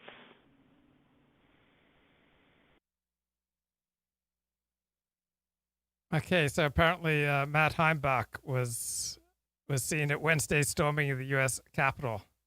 Photo from inside the Capitol shows a bearded man. Attorney Lynn Wood later tweeted the image. So Heimbach is in his late 20s, characterized by the Southern Poverty Law Center as a neo-Nazi. But let's get If healed. you could quantify your anxiety, what would you say it was like right now on a 1 through 10 scale? Probably like a 6 or 7. Pretty high. And where do you feel the anxiety? In my stomach and my chest, kind of can feel my heartbeat, and kind of in my head. It just feels like a kind of a sense of awareness. And when did this anxiety start? When were you first aware of it? In life or tonight? In life. Sorry. Childhood. I mean, I don't know how to go in there without telling everything, but go ahead. My mom was, is an alcoholic and been married about, 5 or 6 times, and, don't know my biological father, and then obviously having several come in and out, and it just was always stress. I mean, every day my mom was off the ringer. I mean, every single day was a disaster, and something was happening, and it was money, and it was this, and we weren't behaving well. And well, hold on a second. What's happening to your anxiety as you're talking right now? It's getting worse. I want you. So one of the things I notice is, as you're talking, you have a tendency to really emphasize what you're saying, and what I hear in your voice is your voice seems to be speeding up a little bit. There seems to be a focus on what you're saying. Yeah, the voice really gives away somebody's state. I feel like within just a few seconds of hearing someone's voice, I have a really good sense of where they're at in life, how comfortable they are with themselves, how comfortable they are with other people, how healthy they are, how happy they are, how strong they are. That all seems to come through very quickly in a person's voice. Or conveying what you're saying across. And I'm wondering if, as you're talking and as you're explaining what's going on, if you're aware, if you're attending to the anxiety that you're feeling. No, I think I know that I definitely talk faster and faster, and if I'm nervous, whether... And John says, I hear that every time you listen to a psychologist, you become 1% more gay. Well, the best therapist I ever had was a gay man, and I'm not afraid to say that. something at work, or I'm in sales and it's getting closer to a sale, or train people, I talk faster and faster. And okay, hold on, stop again. I want you to check in. I want you to see if you can just really attend to this physical sensation of anxiety that you feel. And I want you to think of it like a baby in the other room, that if there's a baby that's crying, you don't just neglect the baby. You don't just let it cry. What you do is you go over, you attend to the baby, and you soothe it and help bring it down a little bit. And I want you to look at your anxiety right now the same way, because what I hear is as you're talking, there's a rise in anxiety, but that your internal state is being ignored, it's being neglected, and there seems to be a prioritizing of the words you're saying, or getting across what you're trying to articulate, or even having me understand it. But it seems like the actual internal feeling or sensation or anxiety is getting ignored when that happens. So I want you just to take about 30 seconds or so right now and really see if you could sit with and even soothe or try to bring down that internal state. I don't want you to think about, if you're doing a good job right now, or the number of people listening, or let all of that fall secondary to just checking in, seeing if you could recognize the physical sensation of the anxiety, and just taking a couple deep breaths and calming it down a little bit. What do you notice right now? Well, the whole time you were talking, I just was breathing slow and trying to tune in, and it definitely it did calm a little bit in my inside. Those rushing feelings slowed down. I don't know. Good. All right. So this is something that we want to help you get into a habit of on a regular basis. I think what happens is, on the inside, you start to really speed up. And if that goes unchecked, then the anxiety is just going to get worse, and it could spill into pain. So one of the things that we want to do is just help you check in when it isn't that bad and bring it back down. But we don't want you to just stop everything you're doing and spend your whole day checking in. But we want you to increase your capacity to recognize when your anxiety is getting away from you. Sure. And to bring your attention to it and slow it down. All right, so go on. Okay, so when I was 6, my mom got remarried, and to who I call my father, and he had legally adopted me and my brother and sister when I was 10, and then they got divorced when I was 12, which really threw me into another span of rejection, another father loss, and really was the hardest part of my life, I think, in terms of moving forward and that feeling of... Hold on. I want you to stop again. What's going on right now as you're talking? I'm getting all those feelings back. Good. All right. So you see how quick it is? You were able to bring it down. You were able to slow it down. And you returned to what you were talking about. It was maybe 10 or 15 seconds, and already it started rushing back. So I just want you to stop. I just want you to check in. See if you can bring it back down again. Slow it down. Slow everything down. Slow yourself down. Yeah. Good. All right. And when you feel like you've grounded yourself a little, then just continue. We're coming back like a fucking 100 times. I am so mad. I am so fucking mad at these people. They don't do this to fucking me. We're gonna fucking ritualistically humiliate them. I am coming back here every fucking weekend we have to. Like, this is never over. I win, they fucking lose. That's how the world fucking works. Little fucking kites. They get ruled by people like me. Little fucking octoroons. My ancestors fucking enslaved those pieces of fucking shit. I rule the fucking world. Those pieces of shit get ruled by people like me. They look up and see a face like mine looking down at them. That's how the fucking world works. We are gonna destroy this fucking town. We want to pay homage to the memory of Ruth Bader Ginsburg. And we had actually, as fortuitous as it was, decided that our Haftorah was going to be one that we pre-recorded. And so in a moment, you're going to see the link to go find it online. And if you want to watch the traditional version of our Haftorah, you can, of course, go there rather than what we are about to do now. But what we are about to do is pay homage to a person that was a modern-day prophet. The goal of the Haftorah isn't just to add an extra section from Bible in. It is also, more than anything else, to acknowledge that there are people 2,000, 3,000 years ago who were speaking out for justice. And we are blessed to have prophets in our world today. Prophets like Martin Luther King, prophets like Gandhi, and yes, prophets like Ruth Bader Ginsburg. I know many of you feel broken over her death, for what she stood for what she did. And so the best way that we can honor her memory is to use her words. And so in a moment, we are going to chant the blessing before the Haftorah, page 247.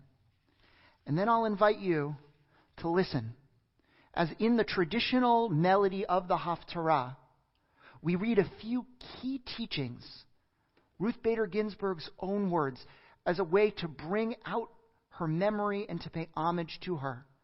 I hope you'll take these into your heart and use them for inspiration as each of you seek to make this world a better place.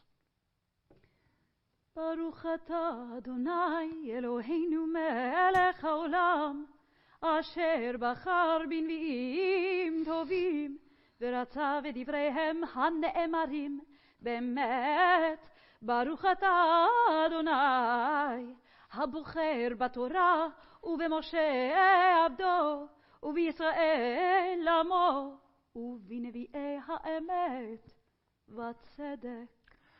I tell our students, if you are going to be a lawyer and just practice your profession, you have a skill very much like a plumber.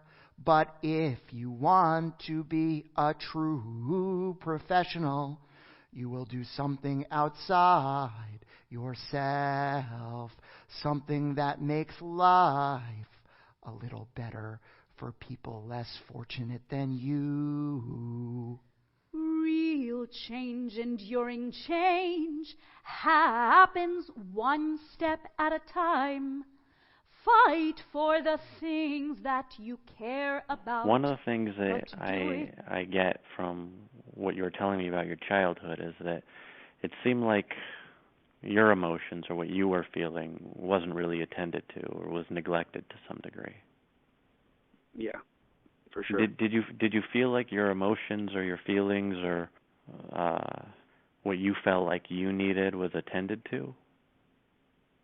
No, I mean, I was always taking care of my sister and my mom. Mm-hmm. So the feelings, my feelings were just whatever they were. I was a very emotional kid, just kind of all over the place looking for something. Uh-huh. So you were an emotional kid, and how did your mom respond when you needed to have your emotional needs met?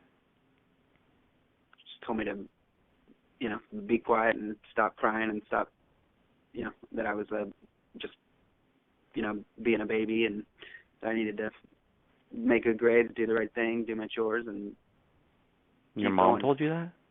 Yeah, push through. It's interesting because we're talking about this tendency to neglect your own self, to neglect your own internal state. And it seems to me that you're treating your own self in the way that your mom was treating you. The anxiety and the relentlessness of how quickly your mind goes and how your mind just goes to thought after thought and worry after worry to the point where it's very hard for you to feel safe. I just never stop. I just can't.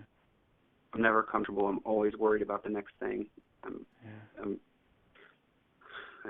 just been worrying since I was a freaking kid. I mean, I've just constant worry, every day, worrying when I go to school if I'm going to get beat up or if girls going to like me or friends would think I'm popular, and if it was at home, it was if I was going to have to get in trouble or get yelled at or get hit or take care of my family, or just things that a kid shouldn't have to take care of. And now as an adult, it's my relationship, it's my work, it's my career, it's my friends, it's where I live, what I drive, what I wear. I mean, it's just a never-ending cycle of,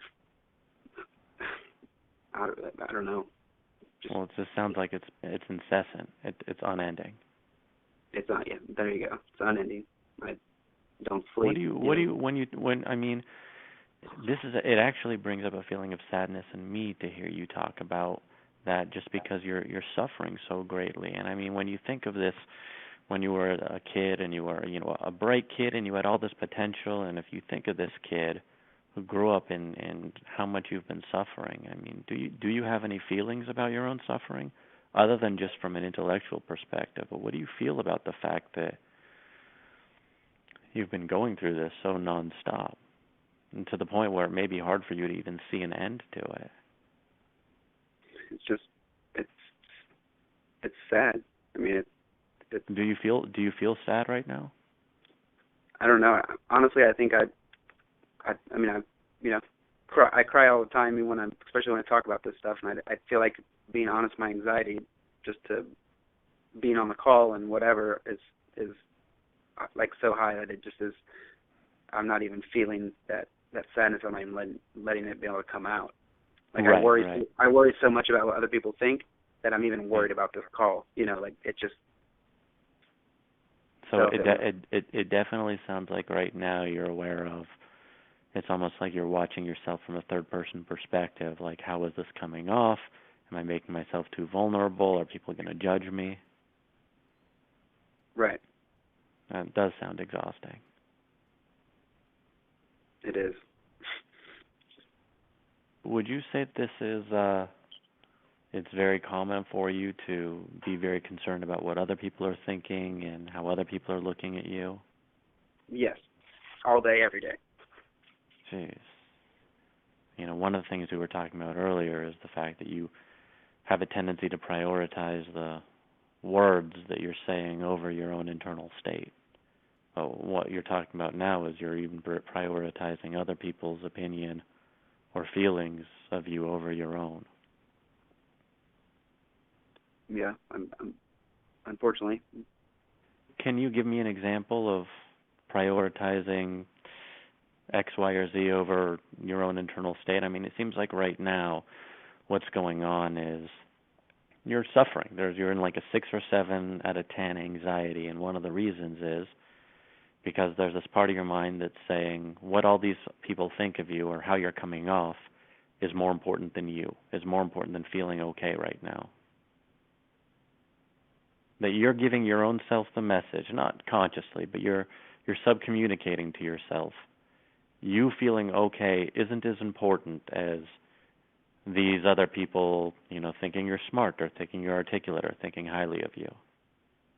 Thinking I'm taking too much time or thinking, Right. I mean, it's no wonder that your body is generating so many symptoms. It's almost like your own needs are at the end of the line. These people that are just random faces across the country that you've never even met before, their opinion of you is actually getting more importance placed on it than you feeling okay right now. Yeah. I think your body is rebelling against the fact that you're not getting any sense of priority from your own self, right? So you could be driving to work and maybe you're running a little bit late and you're feeling anxiety. Am I going to get late? Are they going to be mad at me? Am I going to disappoint them? Is that something you've experienced? Yeah, absolutely. I'm never late. I'm always early because I don't want to be late, and I've everything I've ever done. I mean, I don't know. It's almost like you're just avoiding other people looking at you negatively or being mad at you, or doing everything that you want to be accepted. Yeah. How do you feel about the fact that your own emotional state, your own equilibrium right now, that feeling okay in the moment is actually getting having less importance placed on it than what these other people think of you? Do you have any emotion about that, or are you indifferent? I mean, I'm kind of indifferent. I mean, I mean, it makes me mad, honestly, but Does it? yeah, it pisses me off. Tell me about the anger. That's new. I haven't heard you say that before. What's the anger about? That I just don't look after myself. I hate trying to be perfect, and I hate trying to, my whole life I work out, I eat perfect, I go to the right school, I get the right job, I get the right girlfriend, I volunteer, it's just never ending. The pressure on myself is so freaking hard, and it's just annoying that I'm on here and have this opportunity and to talk to you, and, you know, I'm so worried about it that I can't even let loose, and, you know, it pisses me off. It makes me angry. Who is this part of your mind that's telling you your feelings don't matter, your feelings should take a back seat? Who's it mimicking? My mom.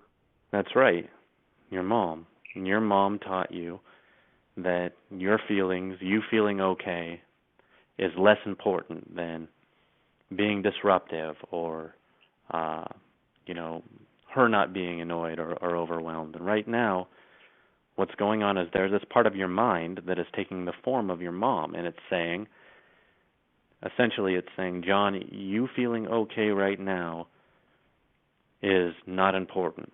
What is important is that you sound smart and that you're taking the right amount of time to say things and that you're coming off well. How do you feel about this part of your mind that is mimicking your mom, telling you that your feelings don't matter? Are you neutral about it? No, I hate it. I freaking Tell me about the anger you feel. It sounds like there's a lot of anger there about that. You know, my heart's about to burst out of my chest right now, and the anxiety's turned up to about a 9. You know. That's the anxiety. There's anger underneath the anxiety. See if you could allow yourself to feel this anger. This anger is legitimate. There's this part of your mind telling you you don't matter, and that pleasing all these other people is more important. And there's a lot of rage toward this voice. Give yourself permission to feel that rage. I want it to stop. I hate it. I want it to stop. I want to be able to live a normal life. And Good. See if you can allow yourself to feel this emotion in your body. I'm just afraid if I'm like that, I'm going to freaking be a crazy loon, be angry all the time. I know. That's the fear. That's the Incredible Hulk syndrome. If I allow myself to get in touch with the rage, I'm going to go around, you know, screaming at people or punching people out. But my anxiety just went away. You got it. All right? So what you did is, for a brief moment, you allowed yourself to get in touch with the feeling underneath, and you broke through that wall of anxiety. I think what you're doing all day, every day, is you're going around and you're giving yourself the message, or this part of your mind that's mimicking your mom. The mom in your head is giving you the message, you don't matter, you're not important, and you are just walking around bursting with rage that's getting stuffed down. That anger is justified, it's legitimate. That's your ticket to freedom. Right. Now, what happened when you allowed yourself to feel that rage? Well, the anxiety is probably a 3, or 2. I mean, it's, right. I don't know, it felt good.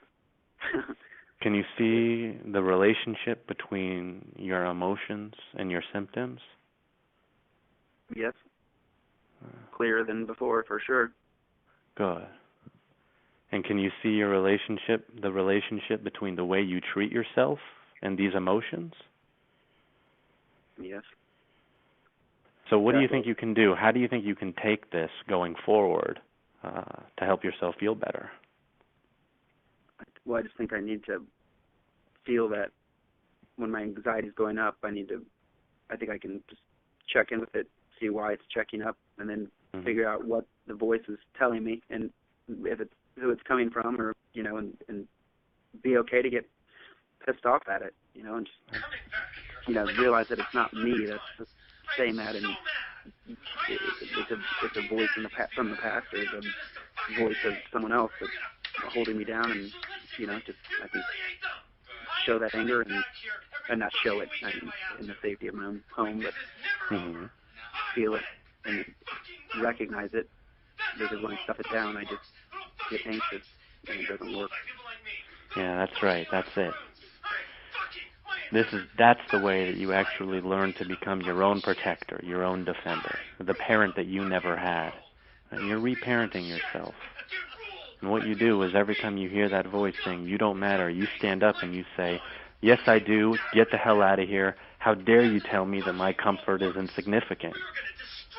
And you become that, protective older brother. There'll be a lot of those conversations in a day. Is that all right? Yeah. Like every 3 minutes, but you're gonna have it a lot at first. But if you take that stance of self-love and self-protection, and my feelings do matter, eventually it becomes your default after a while. Okay. I think that at first you were indifferent because you didn't recognize what you were doing to yourself. But as soon as you did, you care about yourself enough to want to stand up for yourself. It's just a matter of recognizing when you're sending yourself to the end of the line or the bottom of the totem pole, asking yourself, how do I feel about that? And then checking in with that feeling and allowing yourself to empower yourself. All right? Sounds great. Good. All right. Well, thank you so much for calling up, John, and I really appreciate you making yourself as vulnerable as you did. Thank you very much. Okay. Bye, John. Bye. But one of the things I wanted to know is, given the fact that it sounds like dozens or maybe even hundreds of times every day you scare yourself, what do you do when you scare yourself?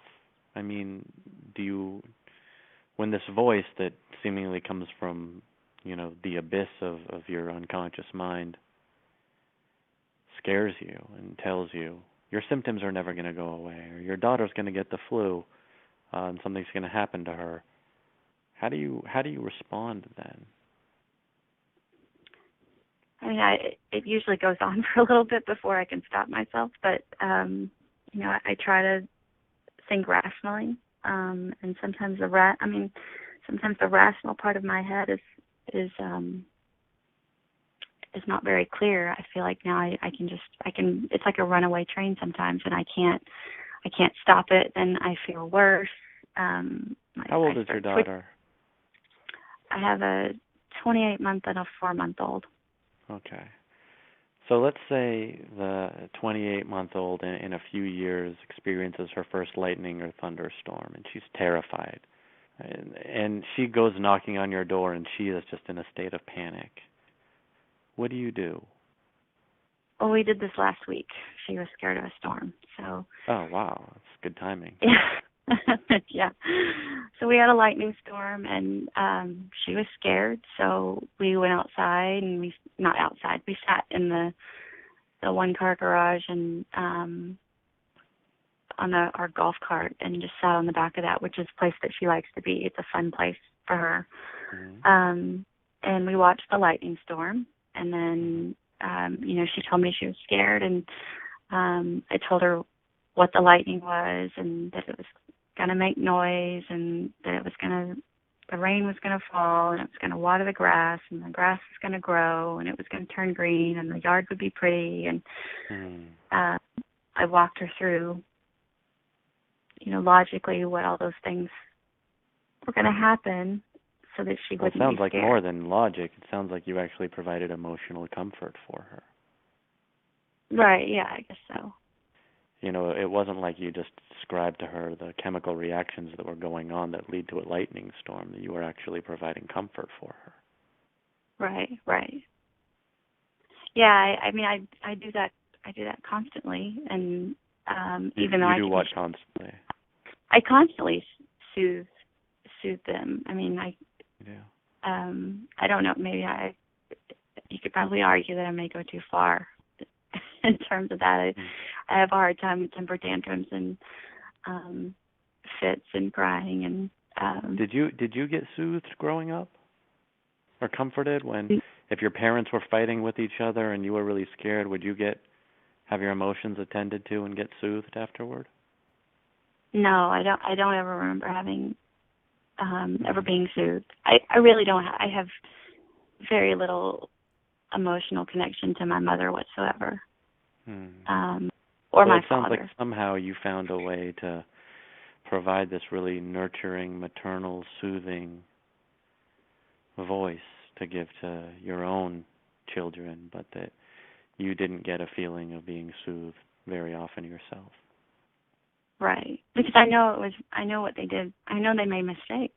And I know that they didn't. I just have I have a hard time understanding why two adults would do what they did to my sister and brothers and I. I mean, it sounds to me like you're doing the same thing to yourself. I guess so. I mean, you're telling me that you are capable of this deep level of soothing and comfort. Whenever your daughters get scared, you will just smother them with love and comfort and soothing. Yet, when I asked you, how you would respond when this other part of your mind scared you, there wasn't any hint of that. At first you piled it on, and then you maybe tried to have a logical, rational conversation with yourself. If you can go back in time to, can you imagine yourself? Do you know what you looked like when you were maybe 4 or 5 or 6 years old? Yeah. If you could think of yourself living in this house with these unstable parents that you didn't feel like you can trust or count on or were there to soothe you, and you can suddenly materialize in your adult form, and you were to come across this little girl who was you when you were 6 years old, and she was really scared, what would you give to her that she didn't get, that she needed? I'd sit her in my lap and rock her and tell her that everything was going to be okay and that I didn't have to be scared. And how would that have been for her to hear that and get that? I think she could have felt safe for once. Yeah. So what you need is the same thing that little girl needs. You are constantly scaring yourself.